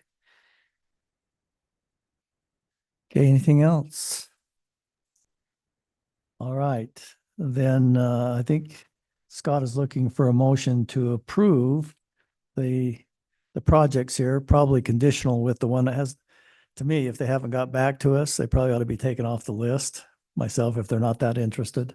But If they, just with the, if with any approval, so I mean, we've run essentially out the clock out on this, is that, do we have a pot for where the rest of that money goes? And is it just into items 1 and 2, the city projects? Because I'm sure that we could spend them on either upgrades to the pool or betterments to parks, or, you know, whatever items we could do. So I just would say if any of these projects come off, where are we reallocating those City funds? projects. And then it is just clean on the RDA side, so we don't have to continue to come back to you with minor changes. I think we only have to have a plan, don't we, John, by the end of the year?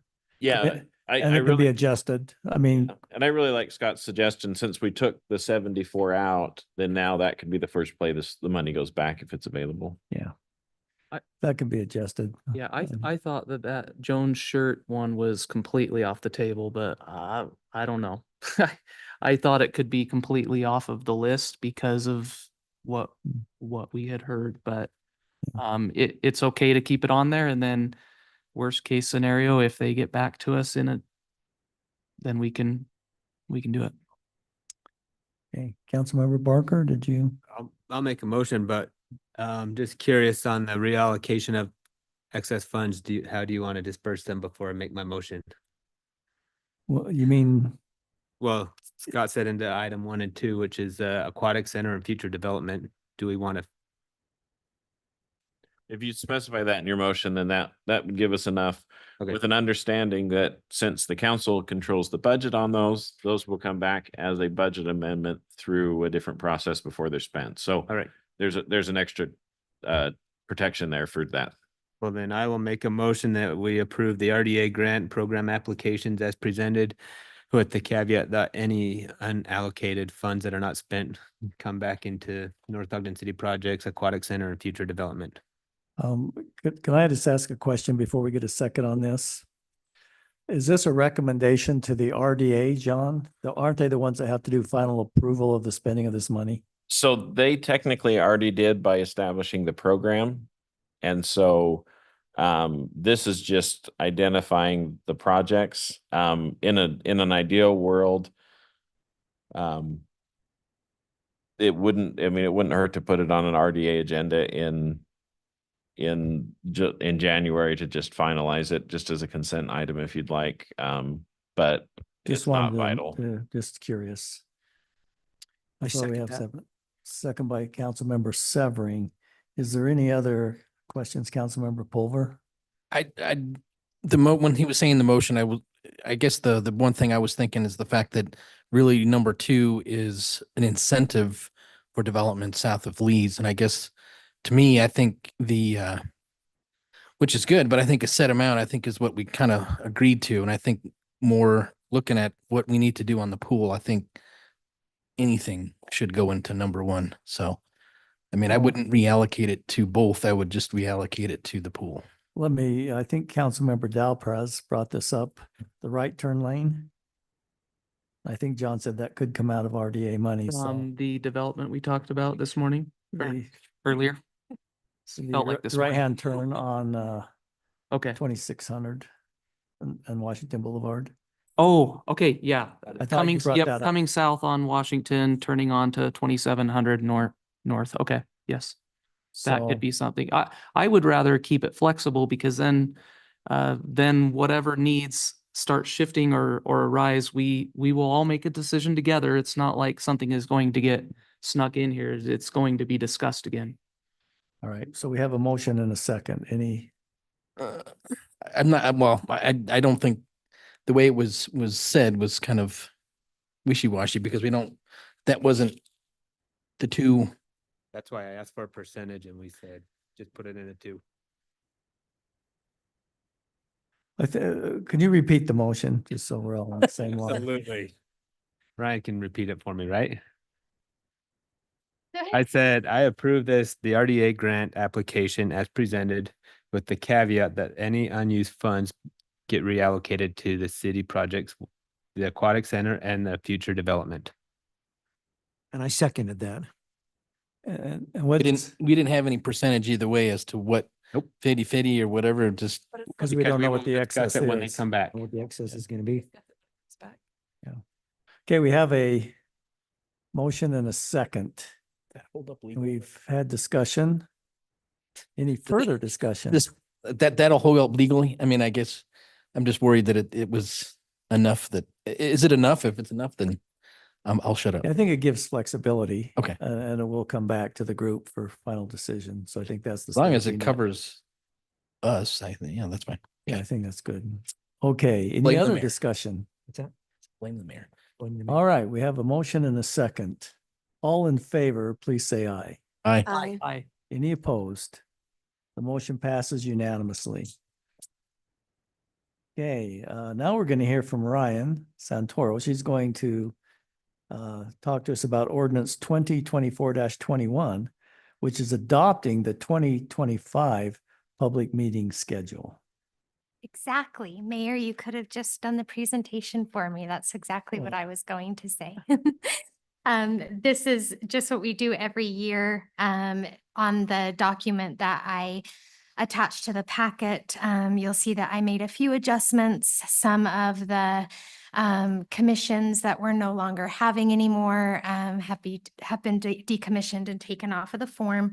The city council will meet as they have been with the second and fourth Tuesday allocated for shall be a regular meeting, and the first and third Tuesday of the month shall be a work session as needed. And the planning commission will conduct their regular meetings on the first and third Wednesday of every month. Unless otherwise noted. And then I went ahead and put the North Ogden Public Safety Building and Municipal Building address on there, as we will be holding our work sessions over at the City Hall building. And over here, the regular ones. So that's what I'm asking today, is for this to be approved, and I'll get it posted to all of the sites that are required. Thank you. Okay, thank you, Ryan. I think there's just a reminder, there's flexibility in there, obviously. Yes, it's noted there that. Yeah, if we don't want to have a work session, we just need to close that or whatever. Okay, is there any questions for Ryan? If not, then I would look for a motion. This is ordinance 2024-21. And this is to approve the public meeting schedule as in your packet and as referenced by our city recorder. Councilmember Severing? I move that we approve ordinance 2024-21, adopting the 2025 public meeting schedule. Second. Have a motion and a second. Any further discussion? This being an ordinance, we'll take a roll call vote. Councilmember Watson, Yes. Councilmember Pulver, Yes. Councilmember Severing, Yes. Councilmember Barker, Yes. Councilmember Dowpaz. Yes. Motion passes unanimously. Thank you. We'll move on to item number 8 now. This is a discussion or action on specific improvements to be made at the Aquatic Center. I think this is going to be presented by our Assistant City Manager and Public Works Director, Mr. David Espinosa. So council, now I'm gonna come and ask you for all that extra money. Pretty cool. No. So we've been working on this almost a year now, trying to gather all the information, bids and everything to come back for all the upgrades that we've been asking for at the Aquatic Center. And so we feel like we are there now. We're at the finish line. And so we just wanted to get with the council and talk about priorities. Because if you look at that bottom line, it's $2.4 million to do everything we would need to do at the pool to basically get the pool back to a brand new pool. And so with that being said, we obviously don't have that amount of money. And so we want to start working on prioritizing this with the council. you can see on that second line or the second to the right line, that is the staff's recommendation for priorities. The things that we feel like that are needed to be done more quickly are the ones, that's something that we feel like we need to have done in the next year. Number two is something that would need to be done in 1 to 2 years. Number three is up within 4 years. 4 is like 5 to 10, and then 5 is something that could last for at least 10 years. For instance, the frog slide, the redoing of the big slide, those are things that have already been done in the last couple of years. And so those things we know that we can push down farther down the line. And so we just wanted to have a discussion with you, mostly on those priority ones, because if you go down, John, you can actually see that number is like 1.9 just in priority one costs there. And so obviously, again, we don't have that kind of money, and so we just wanted to have what your guys' thoughts were on what we should be doing with this project here. And council, one of the biggest unknowns is the most expensive items, which is the actual liner system. Correct. We had one group give us a bid that was 270,000 for both, and others that gave us bids for 900. And the people who gave us 900 either were the original installers or they visited. I guess the other one that visited wasn't 900, but it was close. And so, but we promised we'd come back here before we got a firm commitment, because if they can do it for 270, they've done some pools in Utah, then that obviously we could afford a whole lot more. But if it's going to be almost $1 million for the liner, that's a significant expense that we wanted you to be aware of before we did a more formal bid process and picked a vendor. So, but And that 270, they did feel very confident that this was something that they could do. They've worked with the membrane system that we have in place right now.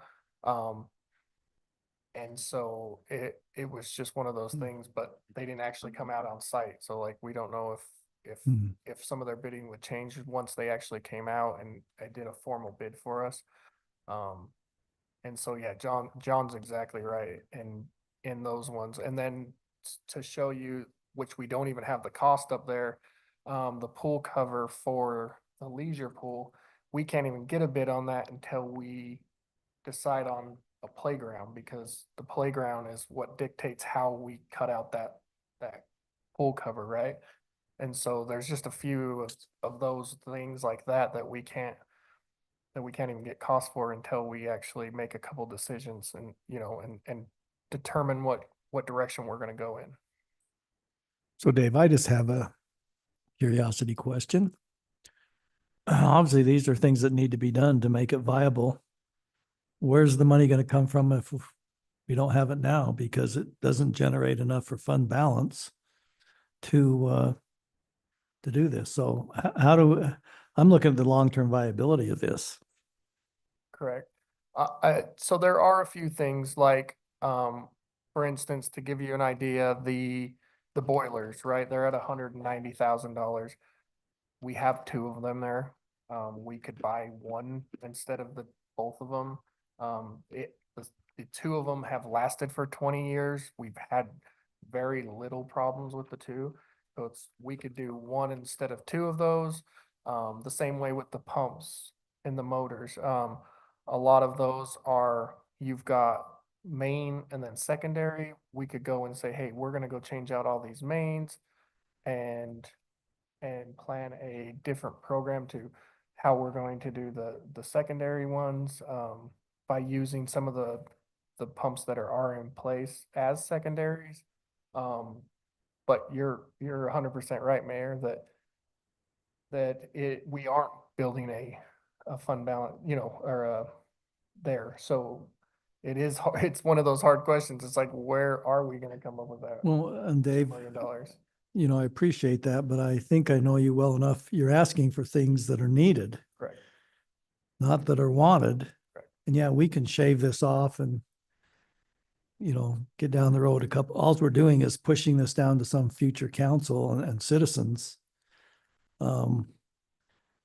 Because at some point in time, this is reoccurring.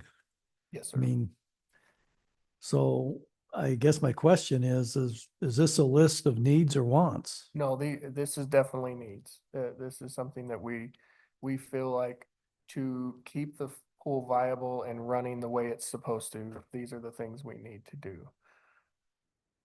There are like, yeah, that's my answer. So council, where this, John, do you know where the money's gonna come from? So in the discussion we had that we're gonna have again, but we had last time in the January timeframe when we raised the gate fee. The recommendation from the finance department was actually $11 an hour or $11 an entry as opposed to $8.50. And that was the goal, was to start generating the $100,000 to $200,000, probably closer to $200,000 for the depreciation. Because there's a number of assets that are at the pool that are not included on this list because they don't need to be replaced at 20 years. But when you get to 40 and especially 50 years, they might need to. So that was the recommendation from finance, was a much higher gate fee, although you might have less entries. And Yeah, is that realistic? I mean, is that competitive? Because at some point in time, you do cross that line, right? Where the price gets so high that you actually level out or actually reduce your revenue because of the lack of attendance. Supply demand. Councilmember Watson? I wonder if before we discuss that for next summer, that change, that gate ticket, if we check what the neighboring pools are charging. we are currently the highest. They usually follow us. So I think no one's even talking about it, but I think that's the what the mayor's poking at is, if it's not viable, why we, I won't mention any names of someone I was talking to that said a pool is where you just stuff money. You don't get anything out of it. You're providing a service and that's it. And I think the key thing is that if it generates revenue, great. But at a certain point, if you look at any city, you're not making a crap ton of money that you can stuff back into it.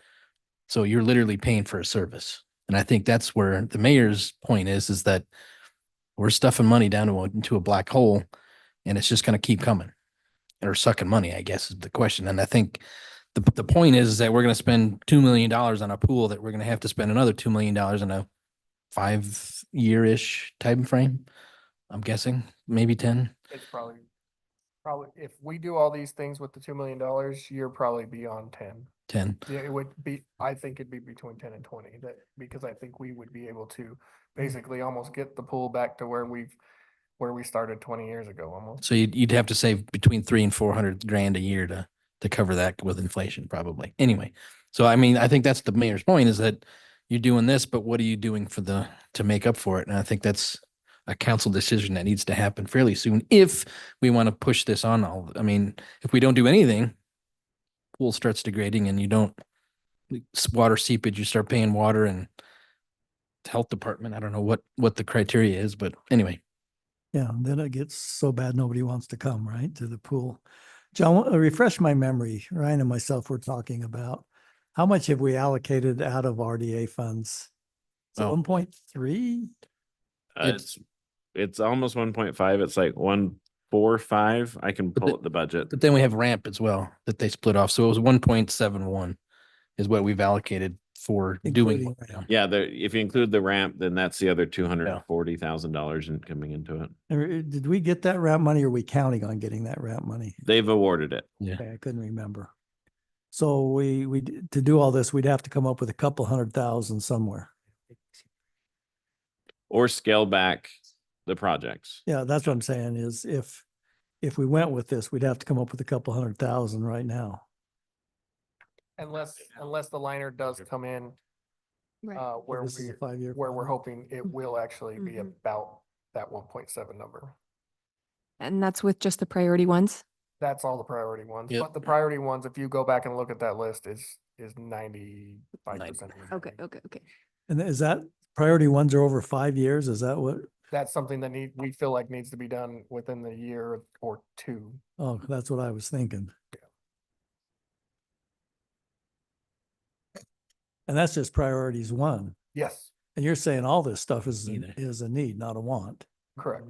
Some of it could be pushed out, but we're talking a couple million. Councilmember Severing, did you have you had your hand up, I'm sorry. Did you have a That's comment? okay. I was just thinking maybe we need to get you some glasses because I've, raised my hand a few times but guess what? Your question was my question, but I was just going to ask John, so that 270, maybe clarify for me, was 270 was only for the lap pool, not for both Oh, liners. that was for both. Everything. 270 to cover what would be almost $1 million. And we're thinking that they just gave this to us over the phone. So the current liner is called a Murtha system. And that is what gave us the price of that $1 million, basically, is a new Murtha system. This company, I can't remember their name, but they have redone some Murtha pools, including one in Utah and one in Arizona or Nevada.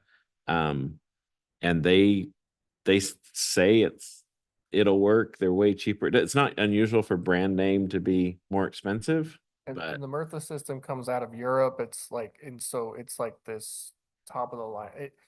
Not to say that this other one isn't, it's just that they're able to replace these Murtha systems and not have a bunch of cost added on to it. And we've had multiple discussions with them. They felt confident that their bid was very close. We still wanted them to come out and actually see to see if there was anything that was going to, change that cost whatsoever. But before we do that, we wanted to kind of have this discussion with you guys. So did we contact the company, the business in Nevada that had this company also do the same thing? I mean, did they confirm that? so I that's on our list. So what we've committed, we don't want to waste anyone's time. And so we've got the names of the pools, and with the council's kind of nod to move forward with these, then we'll start reaching out and getting formal written bids so that we can do our process.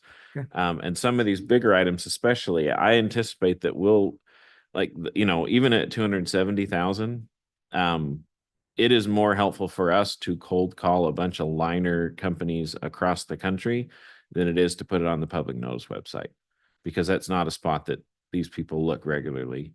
Because there's like 2 companies in Utah that do it, and we usually have to have 3. So we will, with that contract, we will bring that one back to the council and say, look, here's our process. Here's all the people we talked to.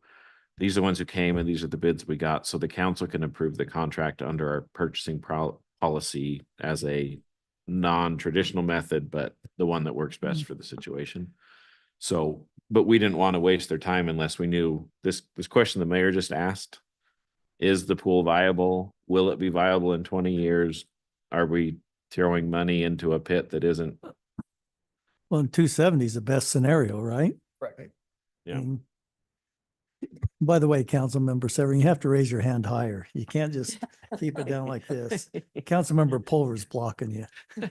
Well, I was just giving you a bad time, but Oh. I'm just looking at that going $270,000. I mean, that's in comparison to almost $1 million. That's pretty incredulous. Yeah.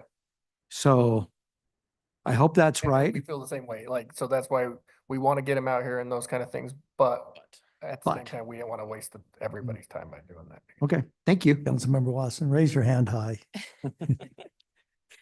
I really appreciate the pool, and I think it's a great service that we provide to the community. I think there's a lot of people within our city that benefits from it, and I would support you moving forward in this process. Councilmember Severing. I just want to echo what Councilwoman Christina just indicated. I mean, I know, we've struggled for many years to try to get the North Shore to be self-sustaining, right?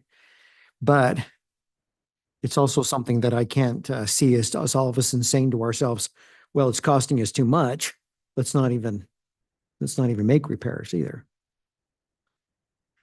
Councilmember Pulver? I think what we're saying is that if we commit to this, then we're also committing to 300 grand a year.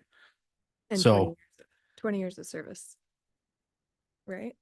well, yeah, but I'm saying that this 300 that we don't have budgeted currently, and that's the thing that kind of makes my eyes twitch a little bit, is the fact that if we say, yes, let's go do this, then you either increase the fee to match to get that every year, or you put that in the budget. So, that's where I get a little bit. Well, and I think that's the issue. I'm not against the pool, but I think we just have to ask ourselves the question is, what is the purpose of government when it comes down to wants versus needs? Because what Councilmember Pulver is saying is you go back to the public right now and say, we're increasing property taxes. So I recall it's about 1% is 250.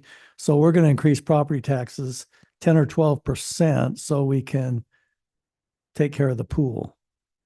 And I agree, Councilmember Watson, it's just not about providing needed services, but it's where's that balance? Because we've got 30 acres of park sitting up there we've never done, right? And we've kind of identified the needs out 5 years, and this is an incremental addition to that. So, I'm not against the pool as long as we recognize it's just like Roy, I think, recently had to come up with $4 million because their pool was cracked and they had to fix it. And I think you just need to ask the question, where's that going to come from?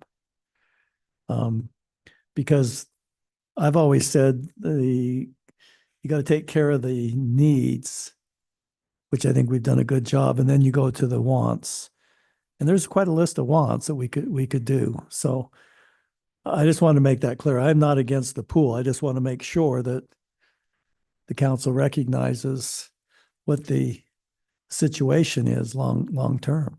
Because in essence, that's what you'd be saying to Councilmember Pulver's thing, is we need to be building a reserve. And to do that, we don't think we can capture it in fees. So we're going to capture that in property taxes. Councilmember Dalpaz? We are the lucky city council that ran out of RDA funds for the sustainment of the pool. And so maybe it's not so lucky. But I think that to Council Pulverman's point, that there will be an ongoing cost. I mean, we need to start throwing it in the budget now, whatever it is, $250,000 or $300,000 a year. Similar to the capital projects that we're doing for roads and everything else. The money that's put in from the RDA funds now, I mean, the way I see it, it helps us hobble forward and keep it good for the next 10-ish years. But yeah, I feel like we're the first council that has even thought to have to put it in for future needs. So very supportive of the pool. I'm very curious. John, we still don't know the actual revenue numbers from last year with the increased fees. Because my wife's unscientific impression was that it hurt the attendance a little, but I don't know if that's true. So I'm just curious if the number started looking more positive based on that increase for entrance. So we don't have an audited number. We're waiting for the auditor's report as we speak, holding our breath. But indications are that we are less than $50,000 of RDA funds going to operational costs, which is better than it was the year before and the year before that. So to your point, Councilmember Dalpaz, if there's $300,000 in there to cover operational shortfalls, you got about 6 years, and then you're compounding it with the money for renovations plus covering operational shortfalls. I mean, I'm just saying this is the reality of what we're facing, and you can just ignore it and hope somebody picks it up later, but it will come to the forefront at some point in time. I don't think we're ignoring it. I think we're talking about trying to. I'm saying you well, can yeah. if you want. I'm not Yeah, saying you are. It seems like we need to put it in the capital project so we know moving forward. And what's gonna happen in a worst case scenario, all these funds from RDA are going to be sunk into the pool, are gonna be put into the pool. And we're going to make decisions over the next few years on what the long-term future looks like. The worst case scenario is that we threw these RDA funds into the pool and then the pool closes in 10 years or something crazy like that because we weren't able to keep up with it. So, I mean, maybe this will be like a mega work session that we have to figure this out, but should be fun.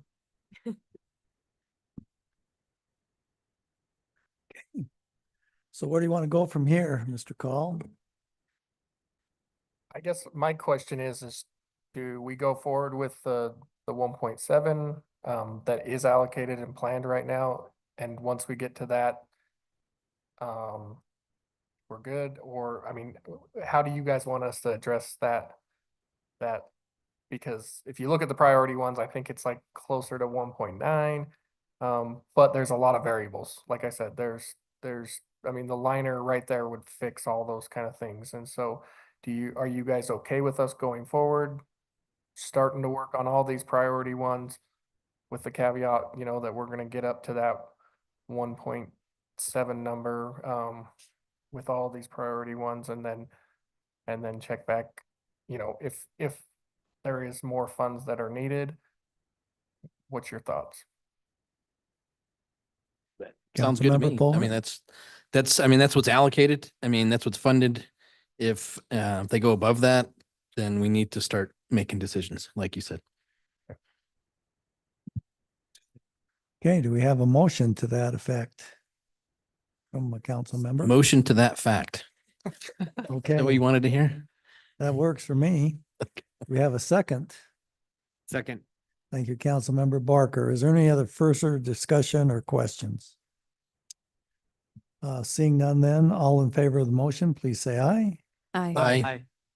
Any opposed? Motion passes unanimously. Thanks, Council. Thank you, David.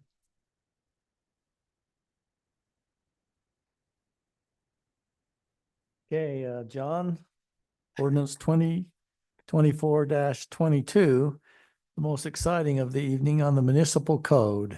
Take it away, John. Thank you, Mayor. So, in response to the original requirement that the mayor asked was that this ordinance be shorter than it was in the before. By my calculations, about 50 pages of ordinance has been eliminated. It's still 300 pages long. And from the red line version, it's 100 pages. So, you know, that's exciting. But the thing to remember on this document and the one that's online is there are some headers and numbering and things that are in the document that don't self auto update with the formatting, and those will be fixed as it goes online. So the more important thing, those aren't council adopted their online formatting. It's just the way that the document was pulled off the webpage. This is how it looked. There are a few questions that have been brought up by council members that you've seen in your emails, and I will try to summarize them. We can start with probably the Christina's, which is, well, sorry, let me do a quick more summary for those in the room who haven't been down this journey with us for the past couple of years. So this is a comprehensive rewrite of every title in the city code except for Title 3, which is finance, and Title 11, which was rewritten 3 years ago. Title 11 and 12 were combined into Title 11.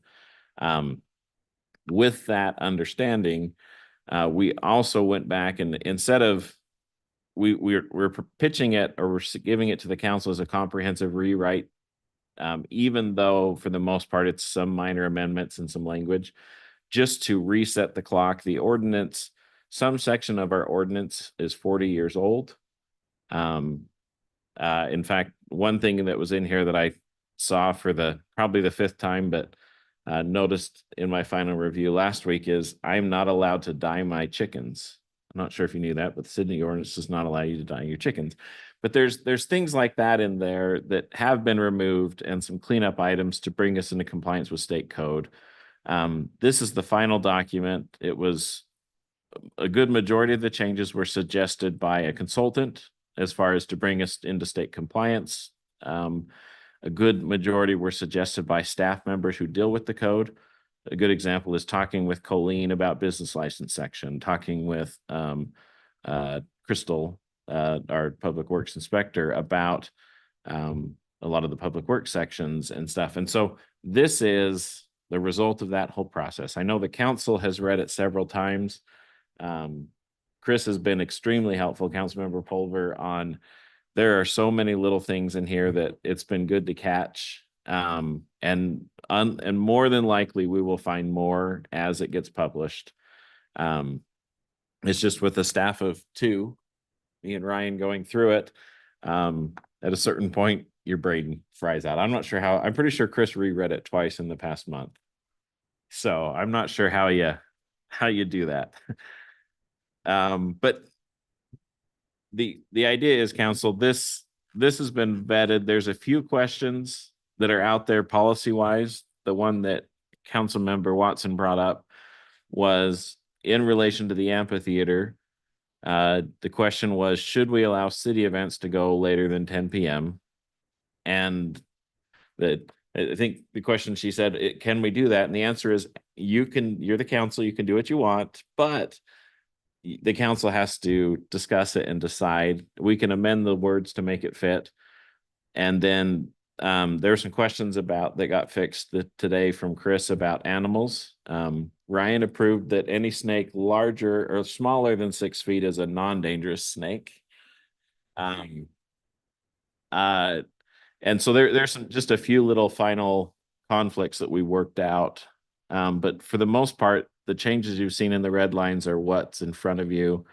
Those amendments were the ones I sent out today in the email to Chris and the whole group. Staff feels like it's ready for adoption. It'll give us a new baseline to work from. It is not perfect. Codes are never perfect, but it's a good product. It'll be a great example for the book I'm going to write called Close Enough. Thank you, John.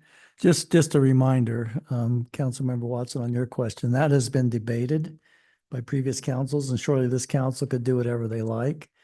The prior conclusion is, we shouldn't ask our citizens to do anything we're not willing to do. So the question was, do we open it up for all parks if it's 11 o'clock or whatever it is, so that the city is not holding itself up above the citizens? Yeah, I know you weren't here, so I just wanted you to know that. Yeah. Debated. Well, my suggestion was, rather than keep it, make all the parks open till a later time always. In the code, I was trying to pull it up right now, and I couldn't get to it fast enough, but I don't know if John could read it for us. But in the code, it says, like, the line before and the line after, there's a quote that says, unless authorized for city sponsored events. So the one right before says unless authorized for city sponsored event. This one was skipped, and the next one says unless authorized for city sponsored events. So I just suggested that we include that same language for all 3 of those items in a row instead of just the skipping this one. And all that would do is allow us to watch Newsies, the full amount of Newsies, which we've already approved, is coming to the amphitheater in July. For them to finish by 10 p.m., they'd have to start 2 hours before the sun sets, and you're staring right into the sun. So I'm trying to think of all of the citizens who go to that play, and I realize that that's a couple nights of a year that it would be open later. And I'm not suggesting I know what time that means or not, but if it says unless authorized for city-sponsored events with the other things in that paragraph. Could it we makes change sense. that? And that's a good point. Could we change that to be any event as authorized by the city council instead of just city events? Because there might be other events, to Council Member Watson's point, that may need to start earlier or go a little bit later. But it would seem like to me that any event that needs to be approved for a timeline as identified by Councilmember Watson should be in there, not just city-sponsored events. All those would have to be approved by the council. And there may be legitimate reasons why we may want to do that. That way it's, kind of equal ground for all. What's your thoughts on that, council? Well, Raise you- your hand a little higher. Yeah, thanks, Councilmember Severing. Well, thank you, Mayor. You actually said something that, we've actually talked about this issue a lot over the last couple of years. I always thought that it was that the conclusion was that if it was a city-sponsored event, it was okay to go beyond 10 o'clock. So you're saying no? Oh, that's Councilmember Barker's head that's shaking. I remember us having those other phrases. Yeah, see, That was always my my understanding. recollection was we were trying to be on equal ground with our citizens, that we weren't, I thought the conclusion was that what's good for the goose is good for the gander. And if there's a need to have an event that goes past 10 o'clock, that's okay. But it needs to be approved by the council. That was my recollection. Well, were you around, Councilmember Barker? Yeah, that's how I remember it too. So can we get the language to reflect that?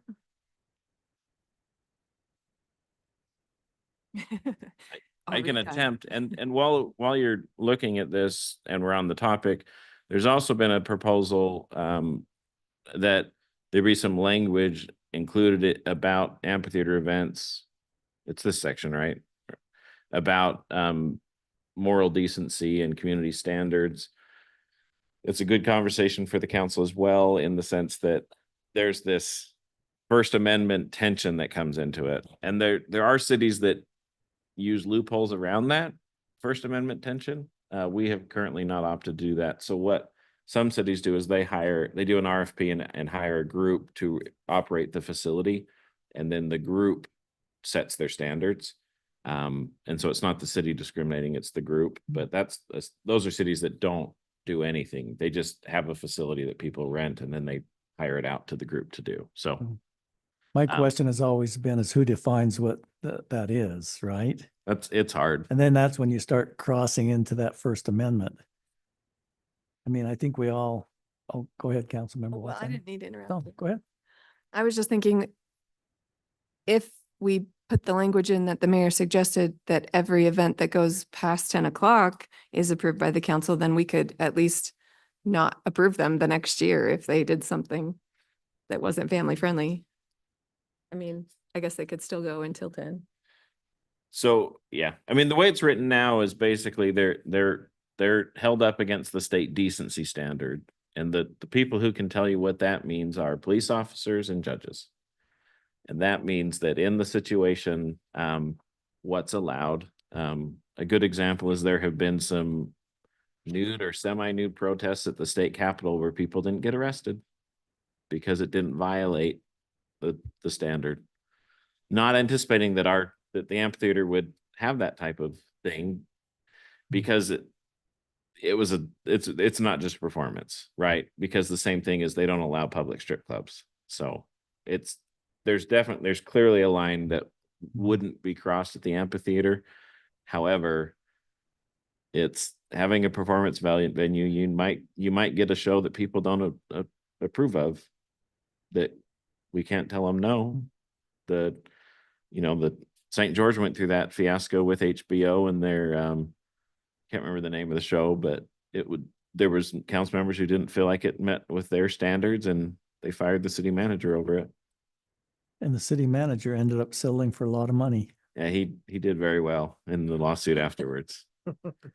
So back to the question though, council, are you comfortable with saying that any event that exceeds the 10 o'clock hour would be pre-approved versus just city events? That kind of allows if there's others that need it. That'd be fair? And I've changed it in two sections, one for the sound to make it clear, because the sound ordinance says 10 PM. And then also under the time of the show as well, just to make sure that we don't have one that says the speakers have to turn off at 10, but you can still be there. So Okay, so what else do you need from us, John? other areas where you felt like there needs to be some cleanup. Like I mentioned, in my email, the snake one got added, the number of dogs and cats got changed to 3. 3 was the right number, not 4. That's what was 3. No more than 3 dogs. No more than 3 cats or dogs. Yeah. So that one got fixed.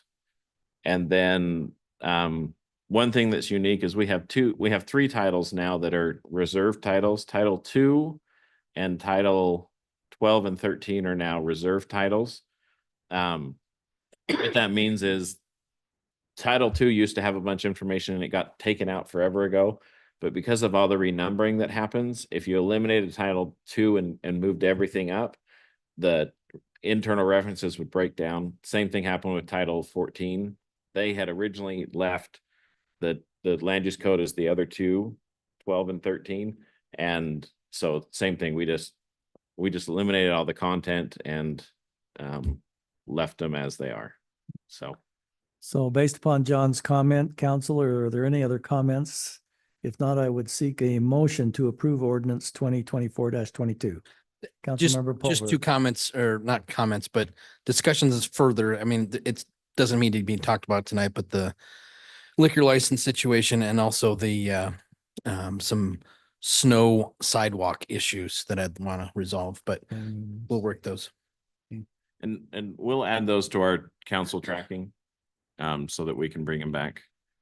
I think that Councilman Pulver should have the honor to motion this one based on the amount of work that he put into it. I just think that would only be right.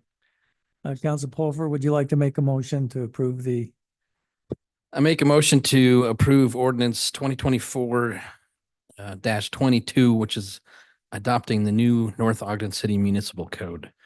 Thank you. And it will go on the ordinance, it says, but it'll go into effect January 1st of 25. So if there's a rule changing, break it before January 1st. We have a second to Councilmember Pulver's motion. Second. Thank you, Councilmember Dowpaz. Is there any further questions or discussion? Seeing none then, this is an ordinance. It'll entail a roll call vote.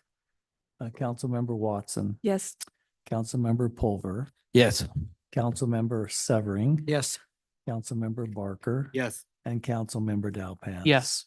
Motion passes unanimously, and council members, thank all of you for your input, and particularly you, Councilmember Pulver. I know most comments came back from you, but I think I saw comments from about everybody on the council. So thank you. And John, thank you for your work on that and cleaning it up along with Ryan. Thank you very much. Okay, now we're going to go on, I believe, to council member department reports. And we'll start with Councilmember Dowpaz. If you have pertinent information that you'd like to share with the public on the police department. Yeah, I don't have much, but we do, I haven't heard back from Chief Inan, so I won't say a name, but we do have a new hire that will be starting on December 30th in the police department. So that's great. I imagine that keeps us pretty close to what our goal is of the amount of officers that we have staffed. And then just a reminder that it is winter time and we have our ordinance regarding no on-street parking overnight because there's potential that it will snow. So just be aware of that. If you're in a situation where you usually park on the street, you got to be aware of that. And that's it. Could I just add a little bit to that, Councilmember Dowpaz? Sure. I believe the council supported the police that they will issue one warning of parking on the street. After that, vehicles will be subject to being towed. It could be towed. So you take the risk if you do that. But I believe the council said they would support the ordinance with one warning, and then a second would be towing of the vehicle. Okay, just as As a reminder, John? Ogden City in their newsletter, we have some employees that live there. They have changed their rule and don't allow on street and are impounding vehicles. So essentially, same thing. They're being very aggressive this year. Well, I think it's a safety issue for both the plow driver and citizens. You know, when it gets slick. So that is the ordinance and we just need to make sure we get the word out. Okay. All right, let's move on to Councilmember Severing. Councilmember Severing, do you have anything of pertinent nature to report on building and planning? Scott wanted me to report that the views at Rockwood Phase 2 is going to be going to Planning Commission next week. There have been several other subdivisions applied for and have had technical review meetings. But there's city's still waiting for updated plans to moving forward. And then last but certainly not least, Ryan Nunn has done an incredible job keeping the land use permits and building permits on track. Thank you, Councilmember Severing, for that report. Councilmember Barker. Yeah, talked to Jamie or messaged him. He said they are currently going through and doing maintenance, paint, repairs and such on park facilities like bathrooms, pavilions, chases, etc. They're getting bids and trying to finalize the final plan for Orton Park before they demo that playground. And then finally, they did a great job putting together the North Pole. And we had that event started it Saturday, and Santa Claus is He's in town. He is not tonight, but Yeah. maybe tomorrow. Yeah. He has arrived in town on the new ladder Yeah. truck, which was awesome. And we appreciate the Northview Fire Department participating. It was a good event. And thank you, Councilmember Severing, for helping with sponsoring the hot chocolate. We appreciate that. Council, I would just also add to Councilmember Barker's report. We have now we'll be presenting to the council a plan for Barker Park that does include soccer fields. And so that will be coming to the council. As a reminder, Eric met his 45-day requirement. We just had to clarify a few things on that. So there will be a plan coming soon. Plan is nice, but now we have to figure out how to execute the plan. I think there's some real options that would be helpful. So just a reminder there on Barker Park. Okay. Anything else? Councilmember Watson. I just wanted to remind everyone that the Santa hours, Santa will be here Saturday, December 14th from 11 a.m. to 1 p.m. Monday, the 16th from 5:30 to 7:30 p.m. And then the official North Pole event is December 20th through, that's a Friday, through Monday, December 23rd, each of those 4 days. And I believe it's 6 to 8 p.m. Yeah, and I did want to report, I was able to walk Santa down to his house when he arrived, and he did ask about the council, who's been naughty and who's been nice. And I'll be issuing that report to him prior to his departure back to pick up presents at the North Pole. So just wanted to let you know. Should have There's- told us at the beginning of the meeting. Well, and he is going down to Central Utah to see if he can find enough coal. So we'll get back to you on that. Okay, at this point in time, it's time for public comments. Those of you who are online, if anyone's online, looks like we have several online. And anybody that's here that would like to make a comment, please step up to the podium if you're here. If you're online, raise your hand. And please give us your name, and if you're a citizen of North Ogden. And please hold your comments to no longer than 5 minutes. So John, if you would watch online for us, that would be good. Anyone here like to make a comment this evening?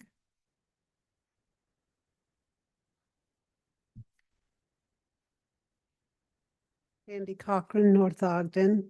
At the last council meeting, there was a discussion with the West State developer about him contacting that homeowner that was on Washington across from the theater.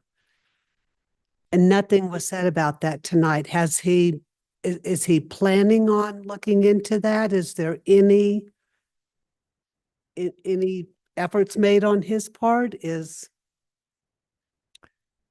You know, in our most recent discussion with him, he is surely open to doing that. He doesn't have any control of that property, but he is totally in agreement that he'd like to work that out. I personally didn't ask him if he'd made any progress on that, but he did commit to working with them to try to get that entrance on Washington to relieve some of the pressure off those streets. So. yeah, and I think it would be, if there are going to be other developments and other things in that area, it would only benefit those as well. So I hope whoever is in discussions with him just brings that up as the process goes along. And we felt like we couldn't put that in the development agreement because basically then Right. that held him hostage and gave the owner across the street, quite a bit of leverage. So, but he's open to that and is trying to work out. Yeah, that and I situation. understand that. So. I do think there were quite a few TBD items in the development agreement, which I feel like maybe that was Jack Barrett's ace up the sleeve. And I would just, as many things as you can nail down, I think is just beneficial to the city and to those residents who will eventually be living there. Yeah, I think we've got a lot of things nailed down, but there's still some uncertainties there. you. So. Terry? I promise I won't do anything naughty at Barker Park. I will not break an ordinance. The only thing I have to say is I'm really kind Need of, your name. oh, Terry McCullough. I live next to the lovely place by Big O. I am a North, and I'm speaking for North Ogden, nothing else. I am kind of disappointed that you didn't nail them down further. That's what Jack Barrett tried. That's what happened. He got 15 feet. That's not our ordinance. Our job isn't to make sure that developer makes money. Our job is to make sure our people who live in North Ogden have a great place to live. So it kind of makes me feel bad because that's the same trick that he pulled. I can't tell you how many times he sat in my living room and gave me a load of bull bucky. So I promise I won't dance naked in Barker Park. Now you can laugh, but I'm kind of sad about that. About the dancing? Is that what she said? I think there's, and I'm just curious, and we could meet after, what you don't think was nailed down specifically. And I do want to say, I believe the council is trying to do the best for the citizens because, we started out wanting a park. We ended up with, getting that. And we do have the amenities, nailed down where there weren't any previously. So is it perfect? Probably not, but I think it's good progress. Anyone online, John? No raised hands right now. Okay, anyone else here who would like to comment? Oh, we All did have right. a hand pop up. Okay, let's hear from Susan Kilborn. Ha, Mr. Mayor, you thought you'd get away with not hearing from me again. Oh, no, absolutely not. First of all, thank you, Dave. I got your message. We're gonna get things squared away for somebody or Oh, Dave, what a nice somebody's. boy. What a And nice- anybody who would like to help contribute to maybe supplying water or something needed to basic needs to individuals in North Ogden, you guys can find me. Anybody can find me. I'm everywhere. So I want to talk about the pool for just a minute. That pool, I taught water aerobics there for 5 years. And there were like 32 people in there, men and women. We'd walk the lazy river, blah, blah, blah. I miss that. And I I really would like North Ogden to not badmouth the pool, call it a money pit. Chris, I'm calling you out on this. Okay. That's all right. I'm going to do it. But the thing is, we are a city that needs to contribute to what the needs of our community is. And that is a healthful place for seniors. And it's also a place where young people, young mothers, grandmas, whatever, can take their children to have a good time. So please, please, please, city council, funds for the city pool. And I want to wish you all a very Merry Christmas and a Happy New Year. And that's all I got tonight. Thank you. I love you guys, each and every one. You know that. Thanks, Susan. Appreciate that. We have another hand. Have Brenda. Brenda? Oh, there we go. I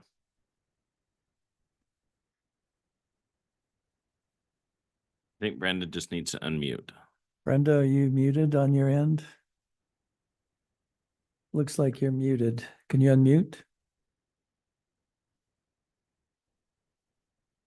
Brenda, we want to hear from you. Unmute. Can you unmute her, John? Let me see. I did an ask to unmute. That might give her a button to push.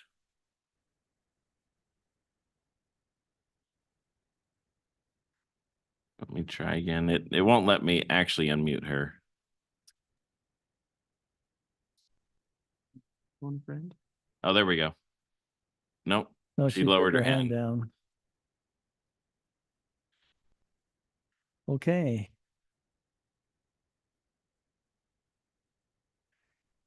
Anyone else? Okay. Let me just say, and I think Councilmember Dalpaz brought this up, is I don't think anyone's saying they're against the pool. I think it does make some contribution.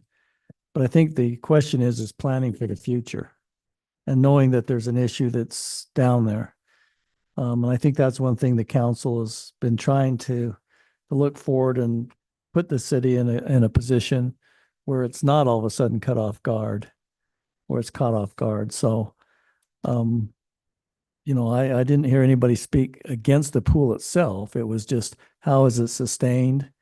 And, you know, trying to avoid big surprises down the road. So, okay, anything else? Councilmember Pulver, I think, had his hand So up first. I assume we're not meeting on the 24th. So if that's the case, I don't just say Merry Christmas, but anyway. Yes. I think we're probably off on the 24th. I mean, we can come if you want to. No, you Maybe you could have a staff meeting that evening, John. Yep, mandatory staff meeting. Councilmember Dalpaz, did you have comment? Yes, a resident called me this week and mentioned some feedback about the green waste area now that we have recycling there 2 days a week. The feedback was he doesn't access the internet or Facebook or anything like that. So what we're wondering is if we can put a big sign on the green waste that says during winter, we will have recycle available from, you know, and have it all listed out. Okay. Oh, you've done it or you're, oh, okay. Excellent. Thank you. And he did provide feedback that he would like to have it available a third day, but you know, this is something new that we're trying this year, and let's like probably see how it goes. Second item, I think we alluded to this possibly last week or maybe in recent history. I think we should talk about the idea further of potentially all impact fees going to Barker Park in the future. I don't know if that would string us too much if we committed everything, but it's possible that maybe we have an ordinance or something that puts all impact fees for sure going to Barker Park. I'm not saying it's a slam dunk, but I know that there's a really big need there. So I don't know if I mean, somebody could probably point out that it might be a bad idea or it might be an okay idea, but just a thought. We have property taxes that by ordinance go to the police department its entirety, right? Yeah. So something we surely look at, because I think there's some options to finally get things off the ground there over the next couple of years. And but we ought to put that on the to-do list, Ryan or Santoro, that we ought to follow up on that. And in regards to that, Dave, could we get, maybe we already have, something in the city newsletter about green waste? I think I saw something online, but you know, that's a good place to communicate those type of things. So, okay. Sergeant, thanks for joining us again this evening. Sub for Santa, when's that taking place with the police department, or has it already? Right. Next week. And appreciate those who, we had a couple officers up at the Shop for a Hero. I think Councilmember Pulver, were you there, or was I the only one there? I thought I saw you there. I don't know, I see you so often, I can't keep track of you. So, but it was a good event. It was really interesting to see the relationship police officers have with some of the victims in our community that have had negative experiences, and it was really interesting. But our police department does do a Sub for Santa for families in our community, and we're appreciative of that. Okay, anything else, council? You'd like to bring to the attention, Councilmember Pulver? Still looking for more people for the budget, Citizens Budget Committee that will start next year. So I think we have 3 so far. So it's probably good to have a couple more at least. So Okay. Always looking for that. All right, so council, if you know of anybody that would like to participate in that, please get with Councilmember Pulver. Anything else? John? Planning Commission seats. We have 2 seats available this go around. Selection will start the beginning of January. I think applications are due next Friday. Yes. And so anyways, if you know people, we're just encouraging people to apply who are interested. Several of you have gone to lots of planning commission meetings. We've had council members that came from the planning commission. So it's a good thing, very, very helpful to the city. Obviously, don't forget about Thursday with the holiday party. Yeah.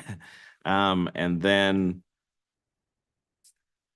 should have written down the third one, but obviously not that important. Okay, there's the breakfast. The holiday breakfast. Holiday breakfast for those who'd like to attend. So council, with that, let me just thank you for your good work this past year. I know it hasn't been easy, and it's tough decisions, but I think always look to see if your hearts are right. I understand none of us are perfect, but I do believe that your interests lie with making North Ogden a great place to live. And so thank you very much. And staff, thank you. Anything else, Dave, you have before we adjourn? Scott? Ryan? Well, thank you very much for all you do. And if we don't see you before the holidays, hopefully we'll see you on Thursday night at least. But enjoy the holidays and have a Merry Christmas and spend some time with your families and enjoying what really matters. So, okay, with that, we look for a motion to adjourn. Motion to adjourn. Thank you, Councilmember Watson.